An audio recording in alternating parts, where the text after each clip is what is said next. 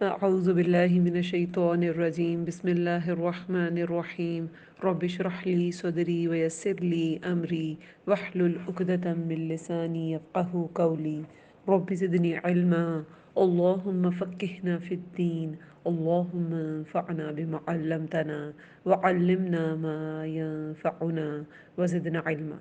अस्सलामु अलैकुम रहमतुल्लाहि व बरकातुहू।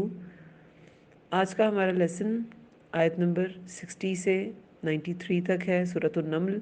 इंशाल्लाह नया पारा नंबर 20 स्टार्ट करेंगे। तर्जुमा और तफसीर साथ साथ करेंगे। अल्लाह ताला बेहतरीन सीखने बेहतरीन सिखाने का मौका दे।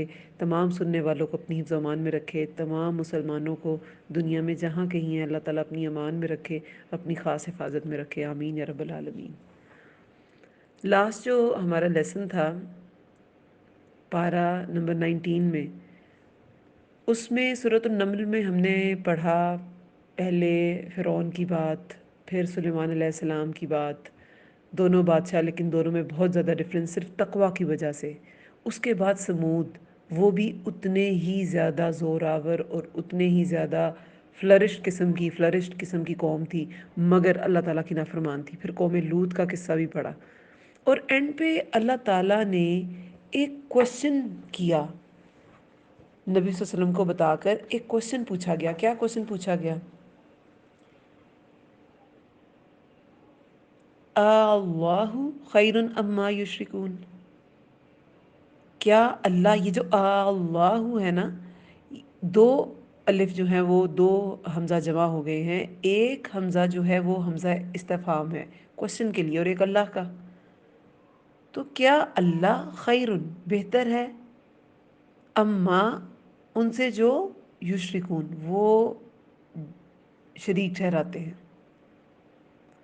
वो जिन्हें लोग शरीक ठहराते हैं, यानी कि वो शरीक बेहतर है या अल्लाह ताला बेहतर है।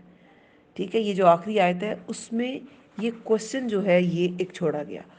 अब ये जो 20th पारा है, इसमें आज जो हम आयात इंशाल्लाह कवर करेंगे सूरत नमल की, इसमें सारे क्वेश्चंस ही हैं। लेकिन जैसे वो पिछला जो क्वेश्चन था वो भी एक सिर्फ अंदाज था, इस्तेफामिया अंदाज था। क्वेश्चन के स्टाइल में बात पूछी गई है, लेकिन दरअसल बिल्कुल एक शॉर्ट बात थी। एक शॉर्ट आंसर हमें ऑलरेडी मिल चुका है उन सब दलाइल से जो अल्लाह ताला ने सूरत नमल में दिए, कि अल्लाह ताला ही बेहतर है उन सब शरीकों से।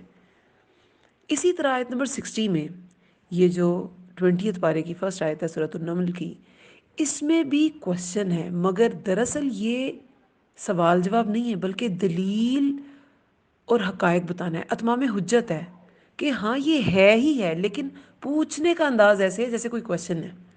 हालांकि बिल्कुल शॉर्ट एक बात है, और हुज्जत तमाम कर दी गई, सब कुछ बता दिया गया, दलाइल बता दिए गए, सारे हकायक बता दिए गए।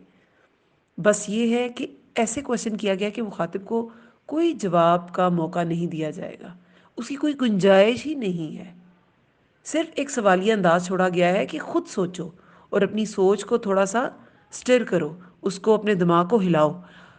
हम इसको स्टार्ट करते हैं, इंशाल्लाह फिर इसको बेहतर तरीके से समझ सकेंगे। आऊज़ु बिल्लाहि मिनश शैतानिर रजीम, बिस्मिल्लाहिर रहमानिर रहीम।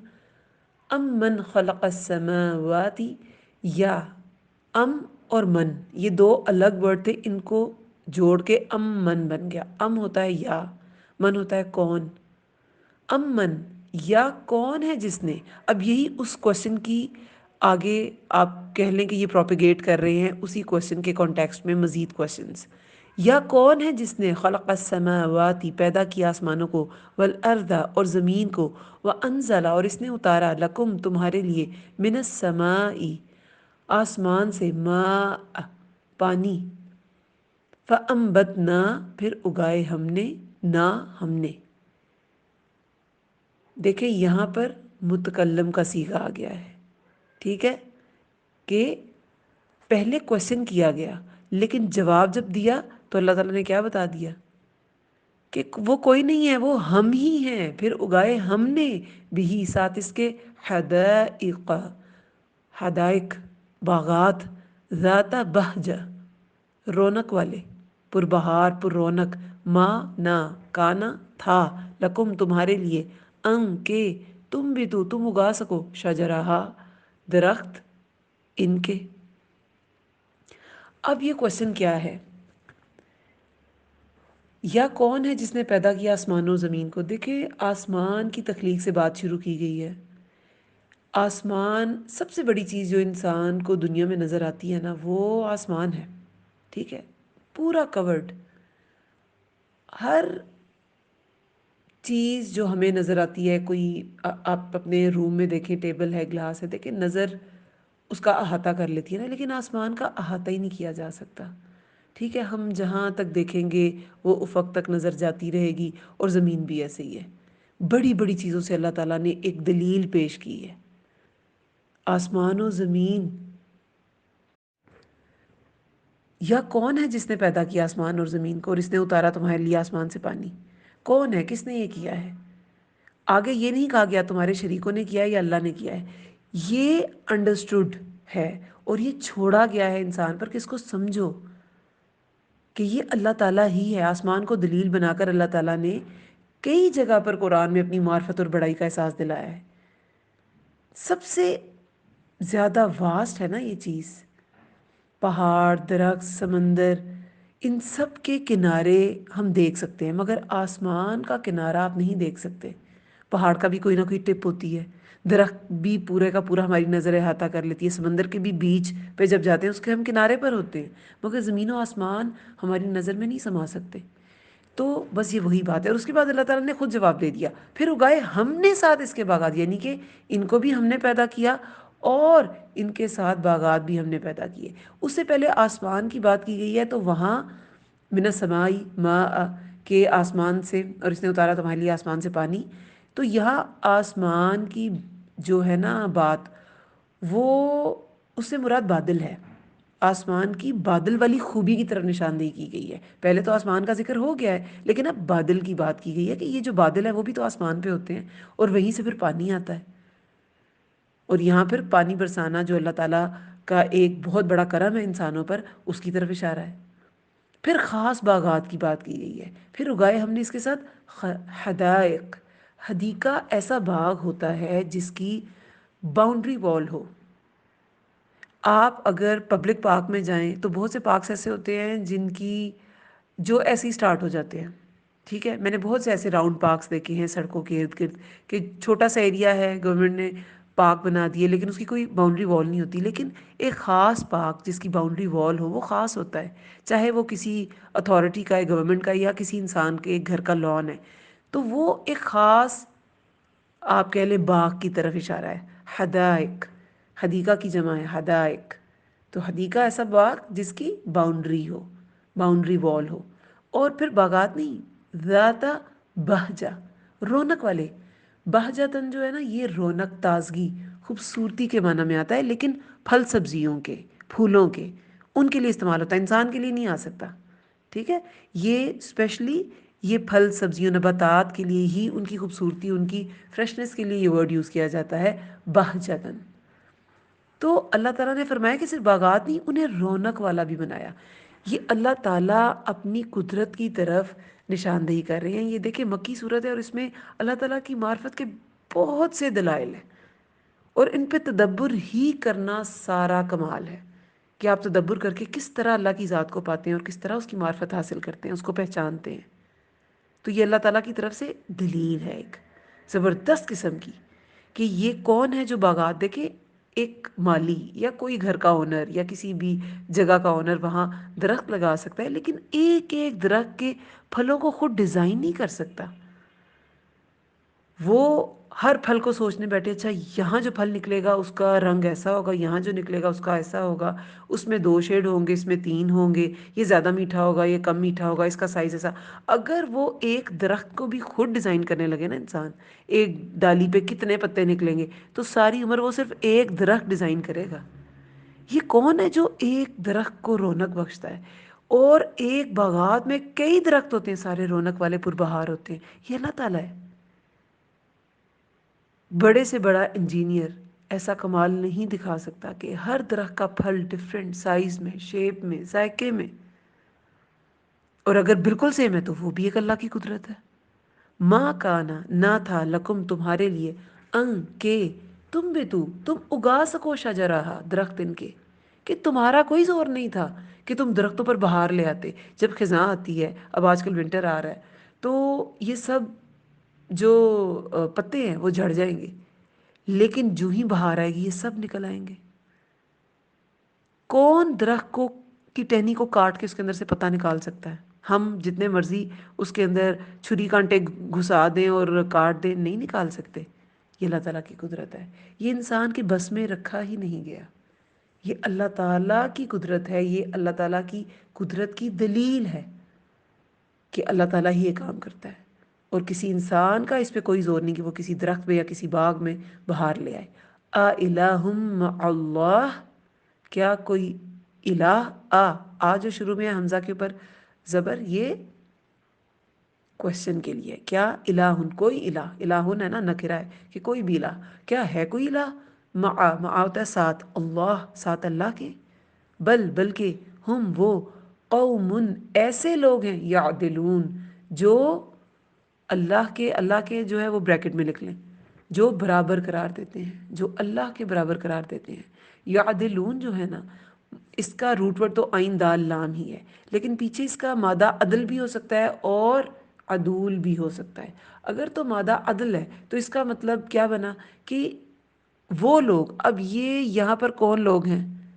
مخاطب تو اہل مکہ ہے، لیکن کسی بھی قوم کے جو منکر لوگ ہوتے ہیں، کسی بھی نبی کے جو منکر لوگ ہیں، ان سب کی یہی بات ہے کہ ایسے لوگ جو ہوتے ہیں نا وہ یعدلون، وہ اللہ کے برابر قرار دے دیتے ہیں، سب کچھ دیکھتے ہیں، سب کچھ سمجھتے ہیں، جانتے ہیں کہ اللہ کے علاوہ کوئی یہ کام نہیں کر سکتا، پھر بھی وہ اللہ کے برابر. اگر عدل اس کا عدل سے یعدلون نکلا ہے تو پھر اس کا مطلب ہے کہ وہ اللہ کے برابر قرار دے دیتے ہیں. عدل ہوتا ہے نا برابر، انصاف کرنا، بالکل برابری دینا. عبادت میں کیسے عبادت میں برابر قرار دے دیتے ہیں، اطاعت میں، اور اللہ تعالیٰ کی فرما برداری میں کسی اور کی بھی ایسی فرما برداری کریں گے جیسی اللہ کا حق ہے، جیسی اللہ کی کرنی چاہیے. پھر اگر عدول ہے تو اس کا کیا مطلب ہے؟ اگر مادہ عدول ہے تو معنی ہوا کہ یہ عدول اس کا بالکل اپوزٹ ہو جائے گا، کہ یہ اللہ کے ساتھ شرک ٹھہراتے ہیں، یہ اللہ کے ساتھ شرک کرتے ہیں، ظلم کرتے ہیں. دیکھیں آئین دال لام سے نا اسی مادے سے کچھ لفظ ہوتے ہیں جو بالکل عدل کے متضاد ہوتے ہیں، انہیں کہتے ہیں لغت الذوی الازداد. یہ ایسے الفاظ کو کہتے ہیں لغت الذوی الازداد.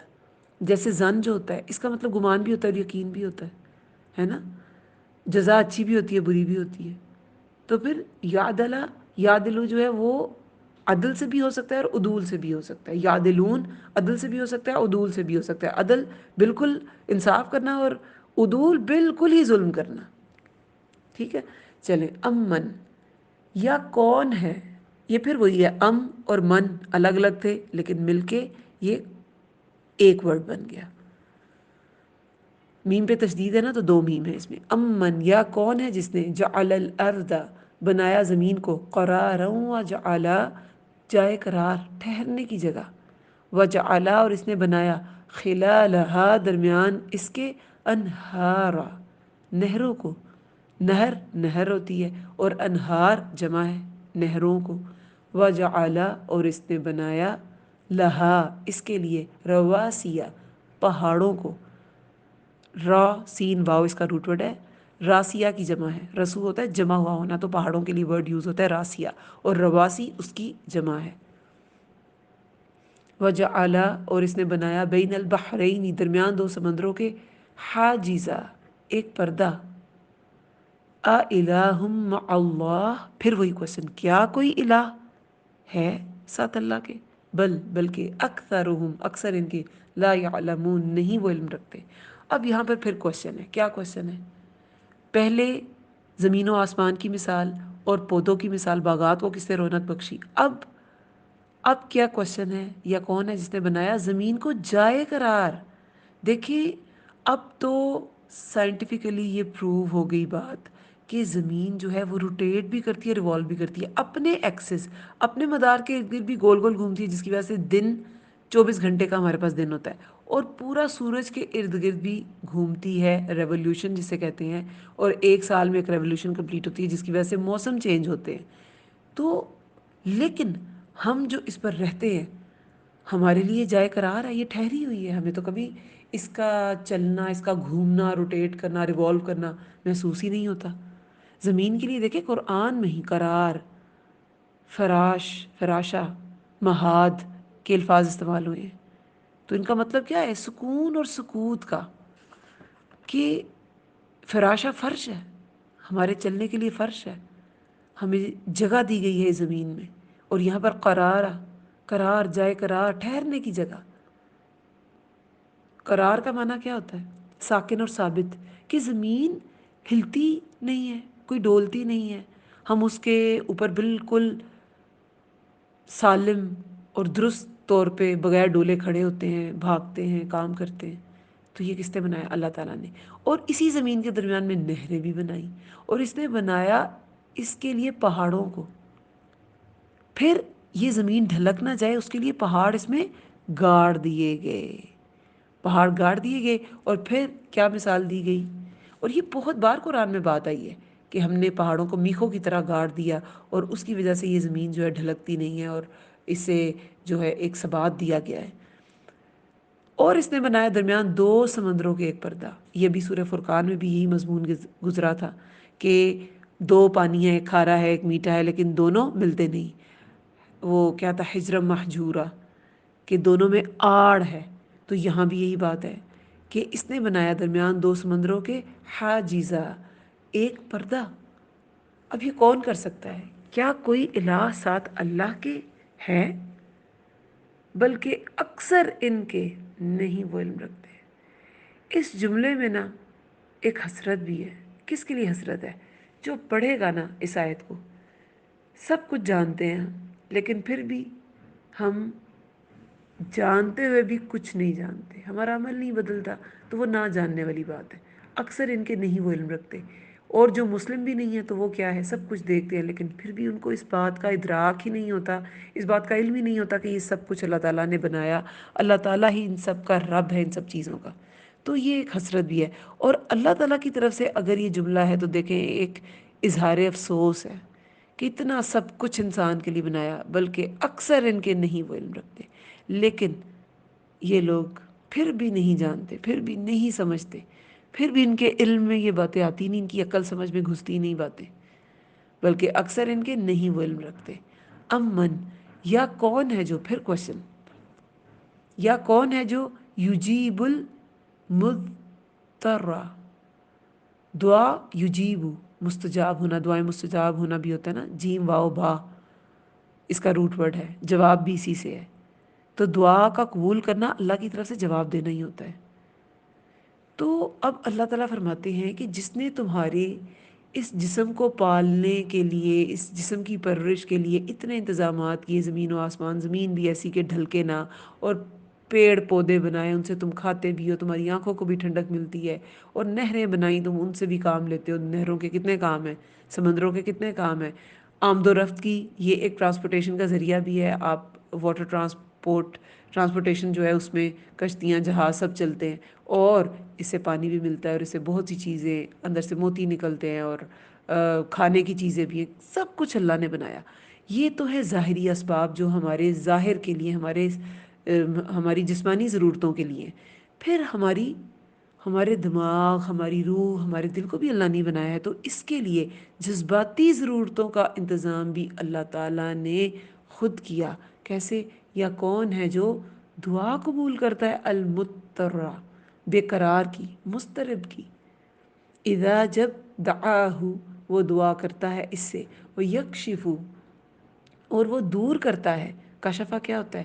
دور کرنا، ہٹا دینا، کچھ ہٹا کر پہلی چیز کو ظاہر کرنا، یعنی کہ کوئی چیز، کوئی دھند چھٹ جائے اور جو چیز دیکھنا چاہ رہے ہیں وہ واضح ہو جائے، ایسی تکلیف دور کرنا جس کے سامنے انسان بے بس ہو جائے، اور جو انسان پہ چھا جائے، وہ ہوتا ہے کشفہ، کہ کوئی چیز دور کرنا، پہلی چیز کو ہٹانا کہ دوسری چیز ظاہر ہو جائے، یا کچھ ہٹانا کہ پہلی والی ظاہر ہو جائے۔ اور سو تکلیف، سو کون سی تکلیف ہوتی ہے؟ ہر وہ تکلیف جو جان مال عزت کو پہنچی، یعنی کہ جو انسان پہ گراں گزرتی ہے، وہ ہوتی ہے تکلیف، سو۔ جب دعا کرتا ہے کون؟ دعا قبول کرتا ہے بے قرار کی، جب وہ دعا کرتا ہے اس سے اور وہ دور کرتا ہے تکلیف۔ وَيَجْعَلُكُمْ، اور وہ بناتا ہے تمہیں خلفاء الارض، جانشین ارض، ارض زمین کے۔ اَإِلَٰهٌ مَّعَ اللَّهِ، کیا ہے کوئی الہ ساتھ اللہ کے؟ قلیلا ما، کتنا کم تذکرون، تم نصیحت پکڑتے ہو۔ ذکرہ سے ذکر نصیحت بھی ہوتی ہے، ذکر یاد بھی ہوتی ہے اور ذکر نصیحت بھی ہوتی ہے، تو کتنا کم، قلیلا ما، کتنا کم تم نصیحت پکڑتے ہو۔ اب اس میں اللہ تعالیٰ کیا بتاتے ہیں؟ دیکھیں، جو مستر ہے نا، یہ اب انسان کی جذباتی ڈھارس اور جذبات کا انتظام اللہ تعالیٰ نے جو کیا اس کے بارے میں آیت ہے۔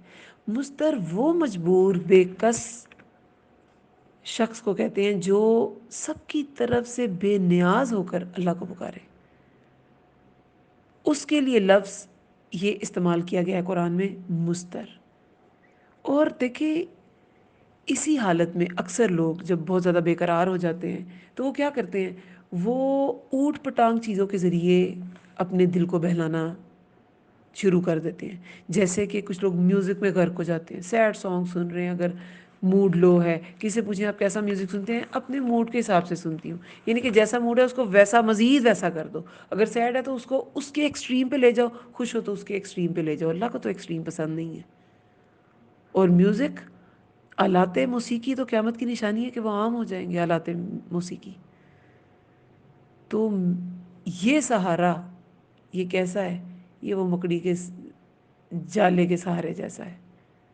یہ جو اللہ کے علاوہ کوئی سہارا ہوتا ہے نا، یہ ایسے مکڑی کے جالوں، آگے سورۃ العنکبوت پڑھیں گے انشاءاللہ تو اس میں پڑھیں گے یہ کیسے کمزور سہارے ہوتے ہیں۔ کوئی ٹی وی کا سہارا لیتا ہے، کوئی سیر سپاٹے، کچھ لوگ کہتے ہیں جی ہم شاپنگ کرنے چلے جاتے ہیں، اس سے بڑا اچھا دل بہلتا ہے، لیکن آخر تو اسی چیز کو فیس کرنا ہے نا۔ تو یہ نفس پرستی کے طریقے ہیں، مزید انسان کو انتشار میں مبتلا کرتے ہیں۔ عبد القادر جیلانی کا قول ہے کہ تم تلے ہو کہ تم نفس کے پیچھے پڑے رہو، اور نفس تلا ہوا ہے تمہیں برباد کرنے پر، کہ تم نفس کے پیچھے پڑے ہوئے ہو اور نفس تمہیں برباد کرنے کے پیچھے پڑا ہوا ہے۔ تو نفس کے پیچھے پڑنا کسی بھی مسئلے کا حل نہیں ہے۔ اللہ کے نبی نے اسی لیے دعا سکھائی ہے، یہ جو پریشانی کے وقت کی دعا ہے، بے قراری کے وقت کی دعا اکثر لوگوں کو آتی ہوگی، یا حیو یا قیوم برحمتک استغیث۔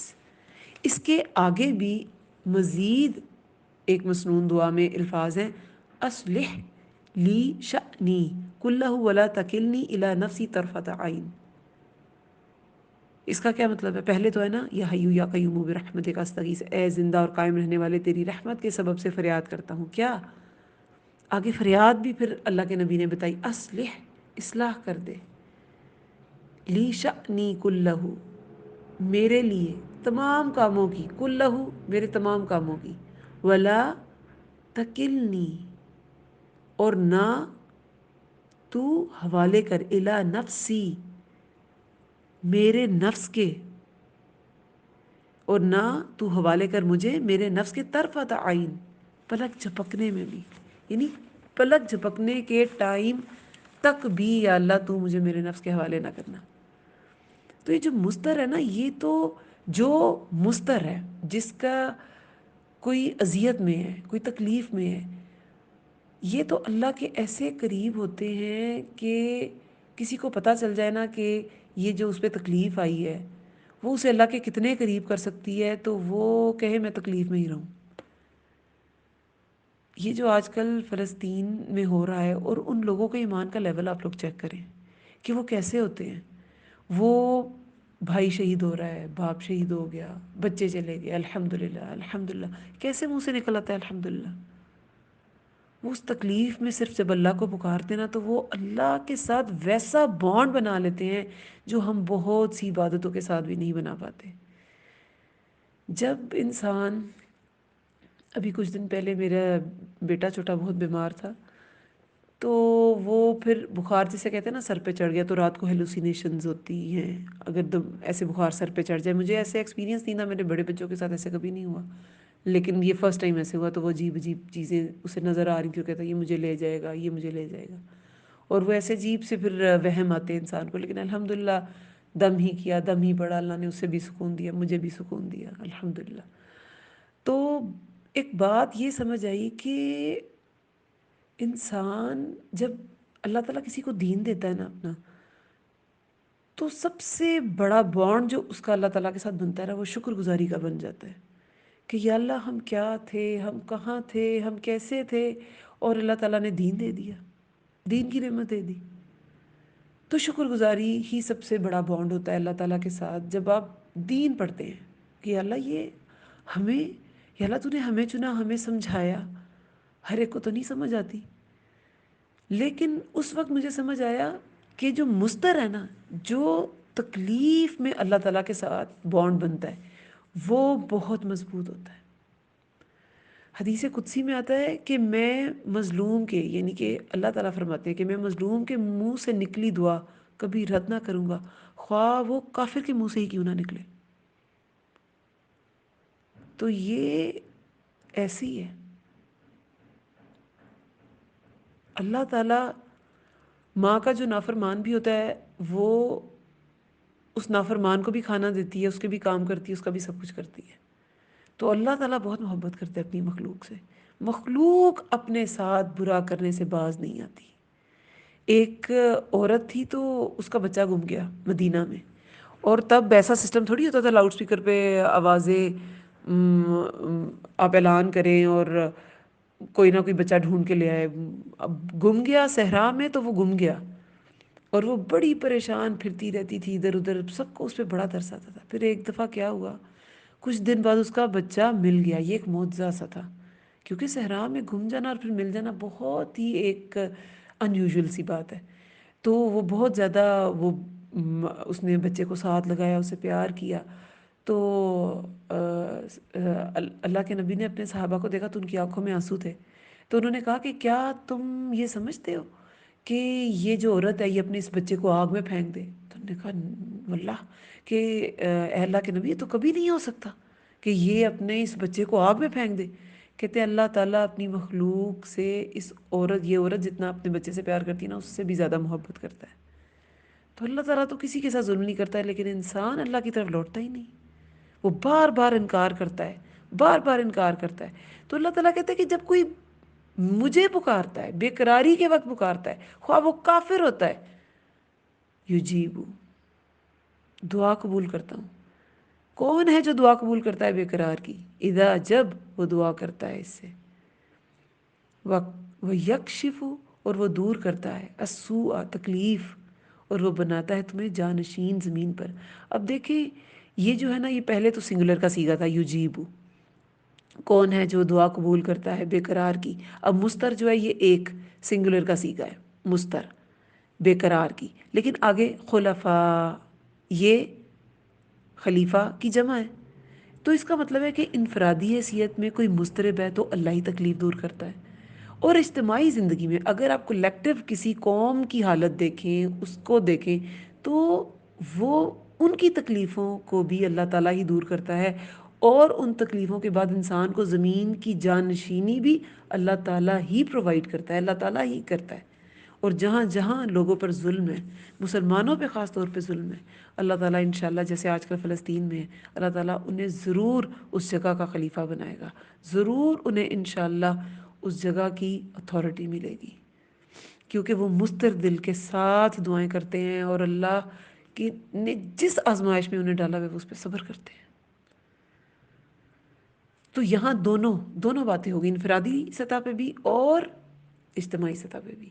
اور وہ بناتا ہے تمہیں جانشین زمین کے. اَإِلَٰهٌ مَّعَ اللَّهِ، کیا ہے کوئی الہ ساتھ اللہ کے؟ کتنا کم تم نصیحت پکڑتے ہو. اتنی ساری باتیں کر کے، دلائل دے کے بھی اگر کوئی سمجھتا نہیں تو اس کا کیا مطلب ہے؟ واقعی انسان بڑا ہی کم عقل ہے، اور وہ بہت کم ہیں انسانوں میں جو نصیحت پکڑتے ہیں.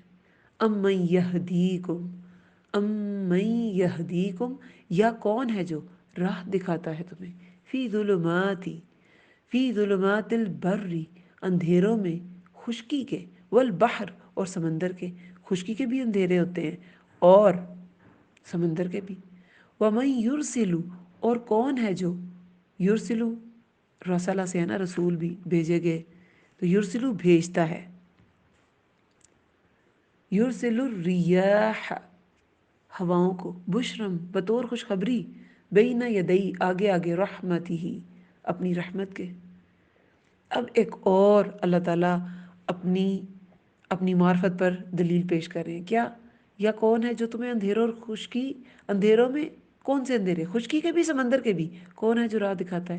دیکھیں اکرمہ کا جو ہم نے واقعہ پڑھا تھا، ابو جہل کا جو بیٹا تھا، اور جب فتح مکہ ہوا اس کے بھی قتل کا آرڈر ہوا لیکن وہ چلا گیا، اور جب سمندری سفر عراق کی طرف چلے گئے نا، تو جب سمندری سفر کیا تو وہ کشتی طوفان میں پھنس گئی، اور پھر پہلے تو لوگ اپنے معبودوں کو، جھوٹے معبودوں کو بلاتے رہے، پھر اللہ کو پکارنے لگے، تو تب انہوں نے ڈیسائیڈ کیا کہ میں اگر بچ گیا تو میں ایمان لے آؤں گا، میں جب اگر مشکل میں اللہ کو پکارنا ہے تو عام حالت میں کیوں نہیں؟ اور پھر وہ بچے، انہوں نے امان طلب کی، انہیں امان ملی، اور ان کی توبہ اچھی رہی، وہ بعد میں اسلام کے سپاہی بن کے رہے، کیسی کیسی انہوں نے اسلام کے خلاف جنگیں لڑیں، اور پھر اسلام کے لیے بھی لڑی، خالد بن ولید بھی ایسے ہی تھے، تو یہ اللہ کا کرم ہے۔ تو جب بحر میں بھی کوئی ہوتا ہے نا مشکل، تو یہ لوگ اللہ کو ہی پکارتے ہیں۔ جو کفار مکہ تھے وہ بھی تو کیا تھا، سورہ العنکبوت میں 63 آیت میں کیا آتا ہے، اگر تم ان سے پوچھو آسمان سے پانی کس نے اتارا، پھر اس کے ذریعے زمین کو کس نے زندہ کیا اس کی موت کے بعد، تو ضرور کہیں گے اللہ نے۔ تو بر میں اور بحر میں کہیں بھی مشکل ہوتی تھی تب بھی اللہ کو پکارتے تھے، ہر چیز کا مالک بھی اللہ کو سمجھتے تھے، مگر شرک کر دیتے تھے، شریک ٹھہرا دیتے تھے، اللہ تعالیٰ کے علاوہ کسی کو الہ بنا لیتے تھے، تو پھر توحید نہ رہی، تو پھر اللہ کا تو کانسیپٹ نہ رہا نا۔ اللہ خالق مالک مدبر ہے اور واحد بھی ہے، ایک ہی ہے، وہ ایک ہی ہے۔ آخرت کا کانسیپٹ تھا مگر خراب حالت میں، ہم نے مر کے ہم ہڈیاں ہو جائیں گی، ہم نے تو اٹھنا ہی نہیں، اور اگر اٹھیں گے تو ہمارے لیے تو بڑی اچھی چیزیں، ہم دنیا میں بھی بڑے اچھے تھے اور وہاں بھی بڑے اچھے رہیں گے۔ کانسیپٹ ٹھیک نہیں تھے، کانسیپٹ درست نہیں تھے، جو کانسیپٹ تھا وہ کیا تھا، پولیوٹیڈ تھا۔ تو اللہ تعالیٰ فرماتے ہیں کہ جب اندھیروں میں، خشکی کے بھی سمندر کے بھی، کون تمہیں راہ دکھاتا ہے؟ اور دیکھیں اندھیروں میں یہ جو لوگ اسپیشلی سمندری سفر کرتے ہیں، اب تو خیر بہت سے ٹولز آ گئے ہیں، لیکن پہلے کیا تھا، یہ ستاروں کی مدد سے راستہ فائنڈ کیا جاتا تھا، راستہ جو ہے وہ اس کو معلوم کیا جاتا تھا۔ سورۃ النحل آیت نمبر 16 میں کیا آتا ہے، اور بہت سی علامتیں بنائیں اور ستاروں کے ساتھ وہ راہ پاتے ہیں۔ اللہ تعالیٰ نے بہت سی علامتیں بنائی ہیں، لیکن ستارے، ایک ستاروں کا کام کیا ہے، وہ ستارے جو ہیں وہ راستہ بھی دکھاتے ہیں۔ سورہ انعام میں 97 آیت میں، وہ اللہ ہی ہے جس نے تمہارے لیے ستارے بنائے تاکہ تم خشکی اور سمندر کے اندھیروں میں راہ پا سکو، یعنی کہ خشکی ہو یا سمندر ہو، اندھیروں میں ستاروں کے ذریعے راہ پا لیتا ہے بندہ۔ تو سبق کیا ہے؟ خشکی سمندر کے اندھیروں میں وہ راہ دکھاتا ہے جب سب گھبرا جاتے ہیں، اس کے آگے پھر یہ دیکھیں وہاں بھی وہی راہ دکھاتا ہے، پھر جب لو زیرو سب گھبرا جاتے ہیں، یہ آگے ہواؤں کی بات ہے، پھر وہ بارش بھی بھیجتا ہے، جب چرند پرند، جب گرمی ہوتی ہے، اسپیشلی جو ہمارے ہاں برسات کا موسم ہے، اس میں آپ دیکھیں کہ اتنی حبس ہو جاتی ہے کہ چڑیاؤں کو کبھی دیکھیں تو ان کے بھی بیچاریوں کے منہ کھلے ہوتے ہیں، اور اکثر لوگوں نے، اور رکھنے بھی چاہیے، پانی جو ہے وہ مٹی کے برتنوں میں اپنی چھتوں پہ رکھے ہوتے ہیں کہ پرندے پانی پی سکیں، تو وہ پرندوں کے منہ کھلے ہوتے ہیں، پتے مرجھا رہے ہوتے ہیں، اور انسان بے حال ہوتے ہیں۔ ہر ایک کے گھر میں تو ایئر کنڈیشنرز نہیں ہوتے نا، اے سی ہر ایک کے گھر میں تو نہیں ہے، تو پھر کیا ہوتا ہے، اللہ تعالیٰ بارش بھیجتا ہے، اور اس سے پہلے ہواؤں کو بھیجتا ہے کہ پہلے ہی یہ جو تھکے ہارے لوگ ہیں پہلے ہی خوش ہو جائیں، بارش سے پہلے ٹھنڈی ہواؤں کا چلنا، جو خشک سالی کے مارے لوگ ہیں ان کے لیے خوشخبری ہوتی ہے وہ ہوائیں، اور پھر اس کے آگے آگے بارش بھی آ جاتی ہے۔ تو یہ ان سب سے کیا پتہ چلا ہے؟ ہر طرح کی مشکل سے نکالنا اللہ کے ہاں ناممکن نہیں. اللہ نے ہر انتظام کر رکھا ہے، صرف اللہ کے طریقے کو جاننے کی بات ہے. اللہ نے سمندر اور خشکی کے اندھیروں میں ستارے بنا دیے نا. اللہ نے جب سب کچھ سوکھ جاتا ہے، خشک سالی ہو گئی یا ویسے گرمی بہت ہو گئی، حبس ہو گئی، تو پہلے ٹھنڈی ہوائیں چلی، پھر بارش بھی آ گئی. اسی طرح جب انسان کو اس دنیا میں بھیجا گیا ٹیسٹ کے لیے، تو اس کی روح، اس کے دل کو سیدھا رکھنے کے لیے، وہ ٹیڑھے نہ ہو جائیں، وہ ہدایت پہ رہے، اس کے لیے اللہ تعالیٰ نے ہدایت کا بھی انتظام کر دیا. سارے انتظام اللہ تعالیٰ کی طرف سے. الہ مع اللہ، کیا ہے کوئی الہ ساتھ اللہ کے؟ تعالی اللہ، بلند تر ہے اللہ، عما، اس سے جو یشرکون، وہ شریک ٹھہراتے ہیں. تو جو بھی یہ شریک ٹھہراتے ہیں، اللہ تعالیٰ ان سب سے بلند تر ہے. پھر دیکھیں آیت نمبر 64 میں ہے، امن یبدأ الخلق، یا کون ہے جو یبدأ، بدأ، با دال حمزہ اس کا روٹ ورڈ ہے، الف کے اوپر چھوٹا سا حمزہ بنا دیں تو وہ ہو جائے گا بدأ، ابتدا کرنا اس سے مراد ہے نا. یا کون ہے جو ابتدا کرتا ہے خلق، تخلیق کی، ثم، پھر یعیدہ، وہ اعادہ کرے گا اس کا. ومن یرزقکم، اور کون ہے جو رزق دیتا ہے تمہیں، من السماء، آسمان سے، والارض، اور زمین سے. الہ مع اللہ، کیا ہے کوئی الہ ساتھ اللہ کے؟ قل، کہہ دیجئے، ہاتو، لاؤ، ہا یا تا اس کا روٹ ورڈ ہے، ہاتو، لاؤ، برہانکم، دلیل اپنی، ان، اگر، کن تم، ہو تم، صادقین، سچے. اب ایک اور دلیل، یہ تخلیق کی ابتدا کس نے کی؟ یہ خلق کی ابتدا کس نے کی؟ کسی بھی دنیا کی فیکٹری میں، لیبارٹری میں، انسٹیٹیوٹ میں، ناسا لگا لیں یا کوئی بڑی سے بڑی بایولوجیکل آپ ریسرچ کا سینٹر لگا لیں، کوئی ڈی این اے خود کریٹ نہیں کرتا، کوئی روح کو کریٹ نہیں کرتا، کوئی خلق کی ابتدا نہیں کر سکتا، سیل خود سے نہیں بنا سکتا، اس کے لیے ضرور کچھ نہ کچھ پیچھے چاہیے. جینز خود سے نہیں بنائے جا سکتے. جینیٹک انجینئرنگ ہو سکتی ہے مگر وہ جینز کہاں سے آتے ہیں؟ یہ سب کچھ، یہ جو خلق کی، دیکھیں ہر لفظ میں کتنی گہری بات ہے. صرف خلق نہیں، تخلیق تو انسان بھی چھوٹی موٹی چیزیں کر لیتا ہے، لیکن خلق کی ابتدا کون ہے جو خلق کی ابتدا کرتا ہے؟ اور جس نے ابتدا کی، نو بڈی سے سم بڈی بنا دیا، کسی بھی چیز کو، کسی پتے کو، کسی پیڑ کو، کسی جانور کو، کسی انسان کو، تو پھر دوبارہ بنانا تو اس کے لیے کوئی مشکل نہیں ہے. اعادہ کرنا، ریپیٹ کرنا. جب مر جائیں گے سب تو وہ دوبارہ بھی یہ سب کچھ کر لے گا. اور پہلے جو انسان بن چکا ہے اسے روح ہی تو پھونکنی ہے دوبارہ، پہلے تو اس کی تخلیق ہوئی تھی ساری، تو جس نے پہلے کر لی وہ دوبارہ کیوں نہیں کر سکتا؟ وہ دوبارہ بھی کر لے گا. پھر وہ اعادہ کرے گا اس کا، یعنی کہ ریپیٹ کرے گا اسی اپنی خلق کو. اور کون ہے جو رزق دیتا ہے تمہیں آسمان سے اور زمین سے؟ اور پھر آسمان سے پانی کون برساتا ہے؟ اور وہ آسمان سے پانی جب زمین پر آتا ہے تو پھر وہ جو زمین ہے وہ کیسے کیسے پیڑ پودے، سبزیاں، پھل پھول اگاتی ہے.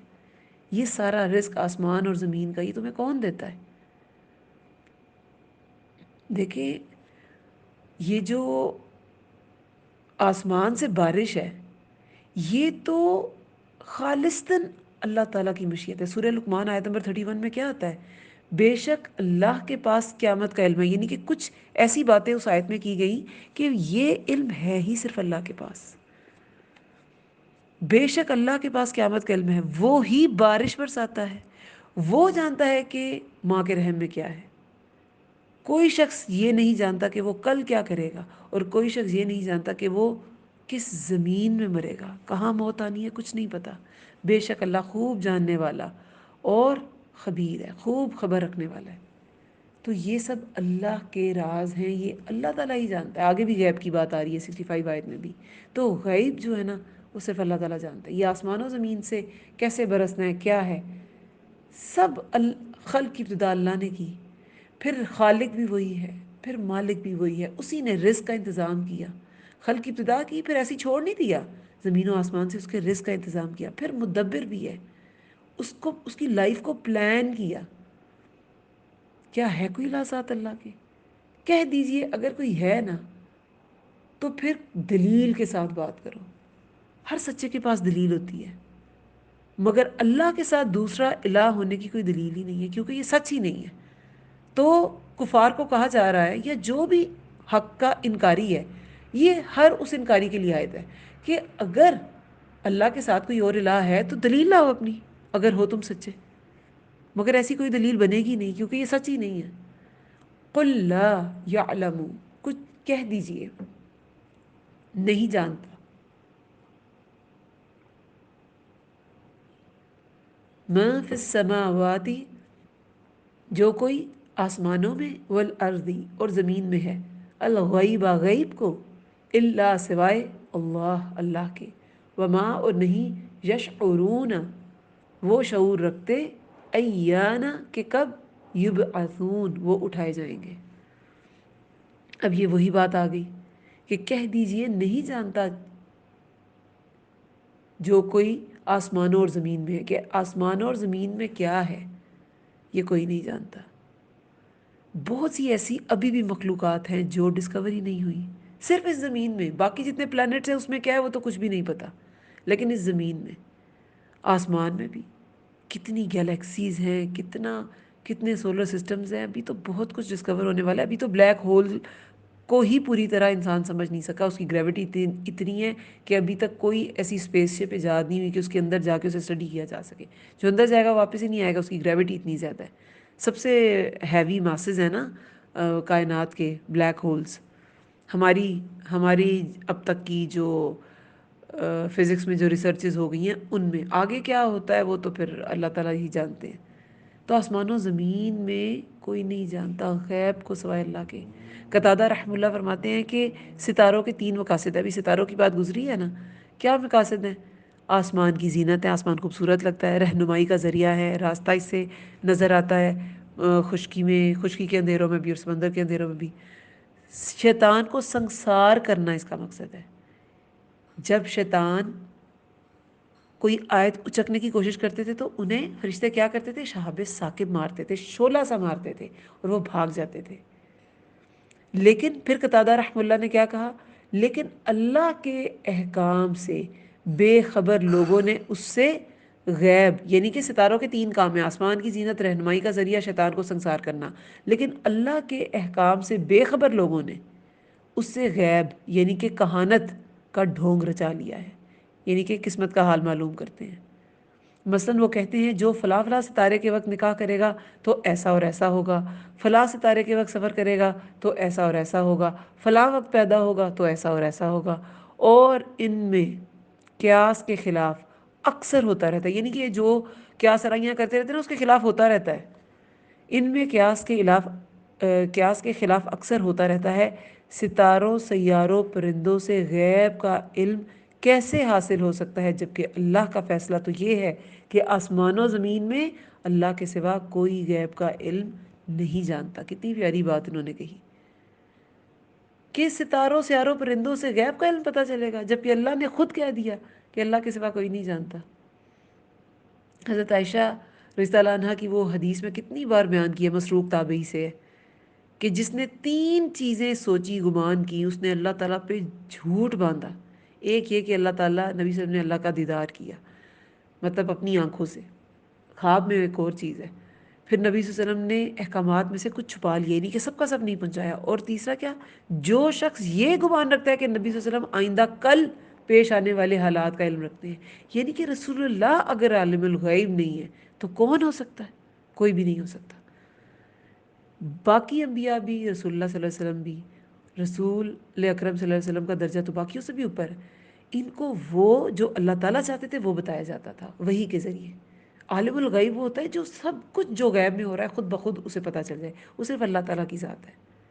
حضرت حفصہ رضی اللہ عنہ سے روایت ہے، انہا سے روایت ہے، حدیث مبارکہ، کوئی شخص کاہن یا نجومی کے پاس گیا، اسے کوئی بات پوچھی اور اس کا یقین کر لیا، تو اس کی 40 راتوں کی عبادت قبول نہیں ہوتی۔ پچھلے لیکچر میں نے کہا دعا قبول نہیں ہوتی، وہ عبادت ہی تھا ایکچولی، عبادت قبول نہیں ہوتی۔ ہاں اب ہر چیز غیب کا علم نہیں ہوتی۔ اب ڈاکٹر بغیر ٹیسٹ کے اگر سجیسٹ کر دیتا ہے کہ آپ کو مجھے ملیریا لگ رہا ہے کیونکہ آپ کو بہت زیادہ شیورنگ ہے، بہت ٹھنڈ لگ رہی ہے اور پسینے سویٹنگ کے ساتھ بخار اتر رہا ہے، سمٹمز ہے نا، تو آپ کو ملیریا ہے، تو یہ کوئی غیب کا علم نہیں ہے۔ جو ظاہری سمٹمز کو دیکھ کے کوئی بیماری ڈائگنوز کرتا ہے، جسمانی بھی روحانی بھی، تو وہ غیب کا علم نہیں ہوتا، کیونکہ وہ ان کا ایکسپیرینس ہے۔ وہ اسباب کے ذریعے اس کام کو جان لیتے ہیں، کام کرنا جان لیتے ہیں، اور پھر وہ علاج سجیسٹ کرتے ہیں۔ تو کسی فیکٹ کی بیس پر بات کرنا غیب کا علم نہیں ہوتا۔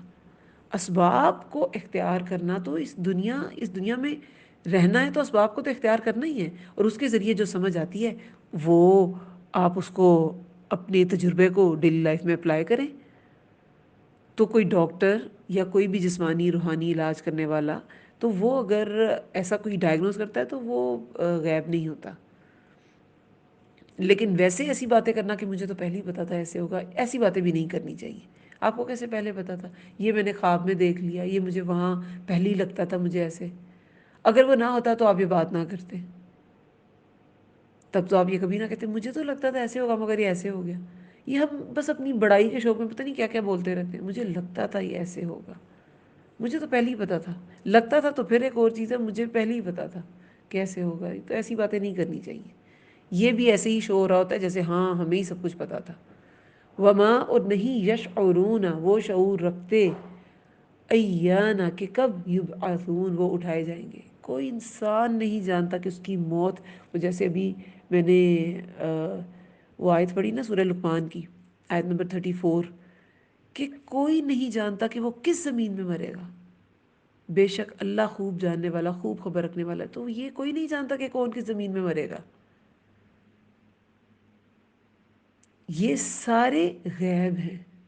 یہ جو سورہ لقمان کی آیت نمبر 34 ہے نا، یہ غیب کے علم پہ بڑی امپورٹنٹ آیت ہے، کہ قیامت کا آنا، بارش کا برسانا، ماں کے رحم میں کیا ہے، عورت مرد تو کوئی پتہ چلا لے گا جینڈر کیا ہے، لیکن وہ نیک ہے کہ بد ہے یہ تو نہیں پتہ چل سکتا نا، یہ تو دنیا کا کوئی الٹرا ساؤنڈ مشین نہیں پتہ چلا سکتی۔ تو وہ اللہ ہی جانتا ہے کہ ماں کے رحم میں نیک ہے یا شقی ہے، بدبخت ہے کہ خوش بخت ہے۔ پھر وہ کل کیا کرے گا؟ ہم انسان بڑی پلاننگ کرتے ہیں، کل میں نے یہ کرنا ہے، سارے کام ہوتے ہیں کبھی بھی نہیں ہوتے، یا کبھی کبھی بالکل جو نہیں سوچ رہے تھے وہ کام کر لیتے ہیں، اور کبھی کبھی جو سوچ رہے ہوتے ہیں کہ بڑی ایزیلی کر لیں گے وہ بھی نہیں ہو رہا ہوتا۔ ٹھیک ہے، تو یہ سب غیب کہ انسان کل کیا کرے گا وہ اللہ جانتا ہے، کوئی شخص کس زمین میں مرے گا وہ اللہ تعالیٰ جانتے ہیں۔ ٹھیک ہے، اور نہیں وہ شعور رکھتے کہ کب وہ اٹھائے جائیں گے۔ پھر 66 آیت میں بل دارا، بلکہ گم ہو گیا، دارا کا دال را قاف اس کا روٹ ورڈ ہے، بلکہ گم ہو گیا علمہم، علم ان کا، فی الآخرتی، آخرت کے بارے میں، بلکہ ہم وہ، فی شک منہا، شک میں ہیں اس سے، کس کے بارے میں شک میں ہیں؟ آخرت کے بارے میں۔ بلکہ ہم وہ، منہا اس سے، عمون، عمون اندھے ہیں۔ اب بلد دارا کا گم ہو گیا، دارا کا کیا ہوتا ہے؟ ادراک بھی اسی سے ہے۔ ادارا کا کسی کام کے در پہ ہو جانا، ٹھیک ہے، تدارا کا تھا، لیکن اس کا جو تا ہے نا شروع کا، وہ دال میں مدغم ہو گیا، یہ ویسے تدارا کا تھا لیکن پھر یہ ہو گیا ادارا کا۔ اب اس کا کیا مطلب ہے؟ ایک چیز دوسری چیز میں مل جائے تو پھر کیا ہوتا ہے؟ وہ ایک جو الگ سے انڈیویجویلٹی تھی اس چیز کی وہ تو ختم ہو گئی نا۔ تو درک کسی چیز کے ساتھ کڑی سے کڑی ایسے ملانا کہ بس وہ گم جائے، یعنی کہ درک جو ہے نا وہ اس حدیث میں بھی آتا ہے کہ جس میں آتا ہے نا کہ منافقین جہنم کی نچلی تہہ میں ہوں گے، کافروں سے بھی نیچے، وہ نچلی تہہ کے لیے بھی درک کا ورڈ یوز ہوا ہے، جہنم کی نچلی تہہ کے لیے بھی درک کا لفظ استعمال ہوا ہے۔ ادراک کیا ہوتا ہے؟ ادراک ہوتا ہے کہ تہہ تک پہنچنے کے لیے ادراک ہوتا ہے نا، مجھے اس بات کا ادراک ہو گیا، بالکل صحیح سمجھ آ گئی، تو وہ ہوتا ہے، ایک تو ہوتا ہے آپ نے پانی کی گہرائی کا اندازہ لگانا ہے، چھلانگ لگا دی، چھلانگ لگا کے بالکل گہرائی کا اندازہ نہیں لگایا جا سکتا، اس کے لیے کیا ہوتا ہے، اب تو بہت سے ٹولز ہیں، لیکن ویسے رسی پکڑیں، اس سے جوڑ لگائیں، رسی سے رسی جوڑیں، اور پھر اس کے ذریعے نیچے جاتے جائیں اور اینڈ پہ پھر آپ سمندر کی تہہ تک پہنچ جائیں گے۔ تو کڑی سے کڑی ملا کر تہہ تک پہنچنے کی کوشش کرنا جو ہے نا، وہ ہوتا ہے ادراک۔ لیکن جب ادراک ادارہ کا بنا تو اس کا مطلب میں ایک اور چیز شامل ہوگی کہ پیچھے پڑ جانا، کڑی سے کڑی جوڑ کر اس کے پہنچنے کی تہہ تک پہنچنے کی کوشش کرنا، لیکن اس میں تھک جانے کا مفہوم آ جاتا ہے۔ ادارہ کا پیچھے پڑ کر تھک جانے کا مفہوم ہے کہ پیچھے پڑ گیا اور تھک گیا، ایسے اس کا مطلب ہے۔ جیسے تدبر کرنا ہوتا ہے، دبر پیٹھ سے ہے، تو یہ نہیں کہ دبر پیچھے پڑ جانا، پیچھے پڑ جانا، تو یہی اس کا مطلب ہے۔ ایک ادارہ کا مطلب فنا ہونا بھی ہے، اور یہ بھی ہے تھک کر رہ جانا، یہ بھی اس کا مطلب ہے۔ اب یہاں پر کیا سینس بنی، بل ادارک علمہم، بلکہ گم ہو گیا علم ان کا، یعنی کہ ان کی سوچ، ان کا علم آخرت کے بارے میں تھکا ماندہ ہے، تھک کر یہ رہ گئی، ان کی سوچ تھک کر رہ گئی اور حقیقت کو پا نہ سکی، یہ اس کا مطلب بنتا ہے۔ بلکہ گم ہو گیا علم ان کا آخرت کے بارے میں، بلکہ وہ شک میں ہے اس سے، یعنی وہ آخرت کے بارے میں شک میں ہے۔ جیسے میں نے پہلے ہی بتایا کہ آخرت کا کانسیپٹ تو ہوگا کسی بھی طرح کا، لیکن وہ ٹرو فارم میں نہیں تھا، اصل فارم میں نہیں تھا۔ بس یہی سوچا ہوگا آخرت کے بارے میں کہ آخرت یا تو ہونی نہیں ہے، ہمارے کوئی آباء و اجداد واپس لوٹ کے آئے ہیں بتانے کے لیے ان کے ساتھ کیا ہوا، آخرت ہونی نہیں ہے، ہڈیاں ہو جائیں گے تو بس ہم ختم ہو جائیں گے، کوئی آخرت نہیں ہے، یا پھر اگر ہوگی تو ہم بہت نیک ہیں، ہم اور سردار ہیں دنیا میں بھی، تو ہم آخرت میں بھی بڑے مزے کریں گے۔ تو یہ غلط کانسیپٹ۔ آخرت میں حساب کتاب ہوگا اور انسان کو سزا جزا اس کے دنیا میں کمائے گئے اعمال کی وجہ سے ملے گی، اس کی نسب نامے کی وجہ سے نہیں ملے گی، اور اس کے اچھے خاندان کی وجہ سے نہیں ملے گی جزا اسے۔ بلکہ گم ہو گیا علم ان کا آخرت کے بارے میں، بلکہ وہ شک میں ہے اس سے، بلکہ وہ بل ہم منہا عمون، بلکہ وہ اس سے اندھے ہیں، یعنی بالکل اندھوں کی طرح بہیو کرتے ہیں کہ دیکھ کے بھی سمجھتے نہیں ہیں، اللہ تعالیٰ کی باتوں کا، احکامات کا اقرار نہیں کرتے۔ وقال الذین، اور کہا ان لوگوں نے جنہوں نے کفروا، کفر کیا، اذا، کیا جب، کننا، ہو جائیں گے ہم، ترابا وآباؤنا، مٹی اور آباء و اجداد ہمارے، انا، کیا یقیناً ہم، لمخرجون، ضرور نکالے جائیں گے، کیا یقیناً ہم ضرور نکالے جائیں گے۔ اب یہاں پر انہی کافروں کی بات ہے کہ وہ کیوں آخرت کے بارے میں شک میں تھے، ان کی سوچ ہی ایسی تھی۔ کیا سوچ تھی؟ کہ جب ہم مٹی ہو جائیں گے اور ہمارے آباء و اجداد بھی مٹی ہو جائیں گے تو کیا ہم نکالے جائیں گے؟ یہ تو ہو ہی نہیں سکتا، یہ کیسی بات ہے۔ لقد، البتہ تحقیق، وعدنا، وعدہ کیے گئے ہم، ہذا، اس کا، نحن، ہم، وآباؤنا، اور آباء و اجداد ہمارے، من قبل، اس سے پہلے، یعنی کہ یہ والے وعدے تو ہم سے پہلے بھی کیے گئے اور ہمارے آباء و اجداد سے بھی کیے گئے۔ ان ھذا، نہیں یہ، الا، مگر، اساطیر الاولین، کہانیاں ہیں پہلوں کی۔ قل، کہہ دیجئے، سیرو، چلو پھرو، فی الارض، زمین میں، فانظروا، پھر دیکھو، کیفا، کس طرح، کانا، ہوا، عاقبۃ المجرمین، انجام مجرموں کا۔ اب دیکھیں پہلے قصے سورۃ النمل میں ہی کس کس کا قصہ گزرا۔ سورہ شعراء میں تو قوم نوح کا اور عاد، سمود، قوم لوط سب کا گزرا، لیکن یہاں پہ کون سے تھے؟ فرعون کا قصہ تھا، اور سلیمان علیہ السلام کے نے جیسے ملکہ سبا کو دعوت دی، تو ملکہ سبا جو ایک کافر قوم کی ملکہ تھی اس کا تذکرہ تھا، ٹھیک ہے۔ اور اس کے بعد ملکہ سبا نے جس طرح فرما بردار ہوئی، پہلے نہیں تھی، اگر وہ فرما برداری نہ کرتی تو اس کا کیا حال ہو سکتا تھا۔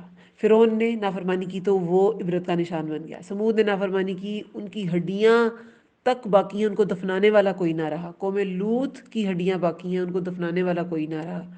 یہ سب سن کے، اور کفار مکہ تو خیر اپنے تجارتی راستوں میں یہ سب چیزیں دیکھتے بھی تھے، تو انہیں کہا جا رہا ہے کہہ دیجئے، رسول اللہ صلی اللہ علیہ وسلم سے کہا جا رہا ہے کہ ان سے کہیے چلو پھرو زمین میں، پھر دیکھو کس طرح ہوا انجام مجرموں کا۔ یہ جو تم اللہ کا انکار کر کے اتنا بڑا جرم کر رہے ہو، تو دیکھو تو صحیح کہ جو پہلے جرم کرنے والے تھے، جو پہلے انکاری تھے، ان کا کیا حال ہوا، کس طرح ہوا انجام مجرموں کا۔ پھر آگے آیت نمبر 70 میں ہے ولا، اور نہ تحزن، آپ غم کیجئے، علیہم، ان پر، ولا، اور نہ تکن، آپ ہوں، فی ضیقن، فی ضیقن، تنگی میں، مما، اس سے جو یمکرون، وہ چالیں چل رہے ہیں۔ اب کفار مکہ کو پہلے بہت سے دلائل پیش کیے گئے، اور ہر منکر حق کے لیے اس میں بہت سے دلائل ہیں، اور پھر انہیں ایک تنبیہ کی گئی کہ دیکھو کس طرح انجام ہوا مجرموں کا، جو ان سب باتوں کو دیکھ کر بھی اللہ تعالیٰ کو مانتا نہیں ہے، آخرت کا انکاری ہے اور اللہ تعالیٰ کی وحدانیت کا انکاری ہے، تو پھر وہ اپنا انجام یہ پچھلی قوموں کی شکل میں دیکھ لے، جنہوں نے اللہ کے احکامات کا انکار کیا، جنہوں نے سرکشی کی۔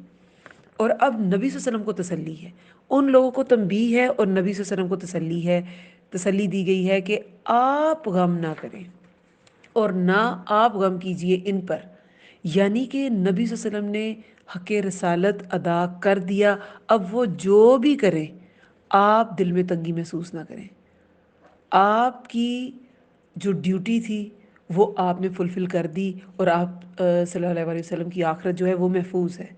اب یہ کیا کر رہے ہیں، ان تک صرف بات پہنچانی تھی، ایک نبی کا کام بات کو پہنچانا ہوتا ہے، اور پیغام کو، کسی بھی دائی کا کام پیغام کو پہنچانا ہوتا ہے، لوگوں سے ایک ایک انسان سے منوانا نہیں ہوتا۔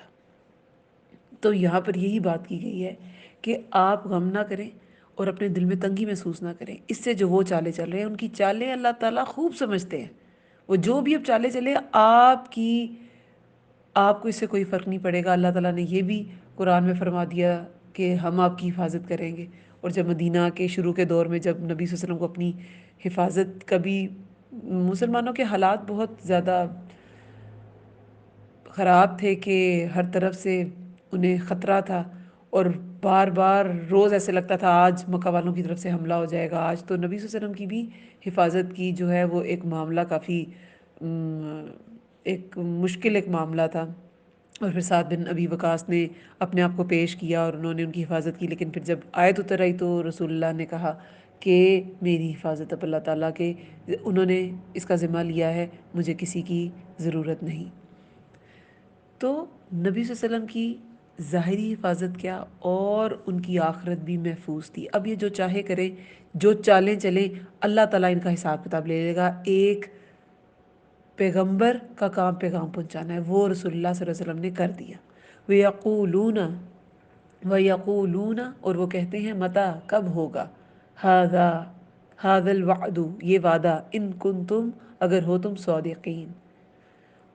بجائے ڈرنے کے کیا کوشچن کرتے تھے کہ یہ جس وعدے کی تم ہر وقت باتیں کرتے رہتے ہو، تم پر عذاب آ جائے گا، عذاب آ جائے گا، اگر تم سچے ہو تو بتاتے کیوں نہیں ہو کب آئے گا، یہ آ کیوں نہیں جاتا؟ قل، کہہ دیجئے، عسا، امید ہے، ان یکون، کہ ہو وہ، ردیفہ، پیچھے آ لگے، لکم، تمہارے، بعض الذی، کچھ حصہ یا بعض حصہ، امید ہے کہ ہو وہ پیچھے آ لگے تمہارے کچھ حصہ، الذی، وہ جو، تستعجلون، تم جلدی مانگتے ہو۔ رادفہ جو ہے وہ، رادف کہتے ہیں ایک سوار کے پیچھے سوار کو، تو ردیف جو ہے سواری میں جو پیچھے بیٹھنے والا ہے نا، وہ آگے بیٹھنے والے کا ردیف ہوگا، اگلے کا ردیف ہوگا، تو یہ رادفہ بالکل پیچھے آ لگنا۔ تو یہاں پر اللہ تعالیٰ نے کیا فرمایا کہ کیا پتہ اس کا بعض حصہ، یعنی کہ جو عذاب تم پر آئے گا وہ قریب ہی آ پہنچا ہو۔ جیسے دیکھیں جنگ بدر میں کیسے ابو جہل کس تکبر کے ساتھ نکلا تھا اور کعبے کا غلاف پکڑ کے دعا مانگی تھی، جو رشتوں کو توڑنے والا ہے وہ آج ہلاک ہو جائے۔ اتنا وہ پر اعتماد تھا اور پر یقین تھا کہ میں ہی ٹھیک ہوں۔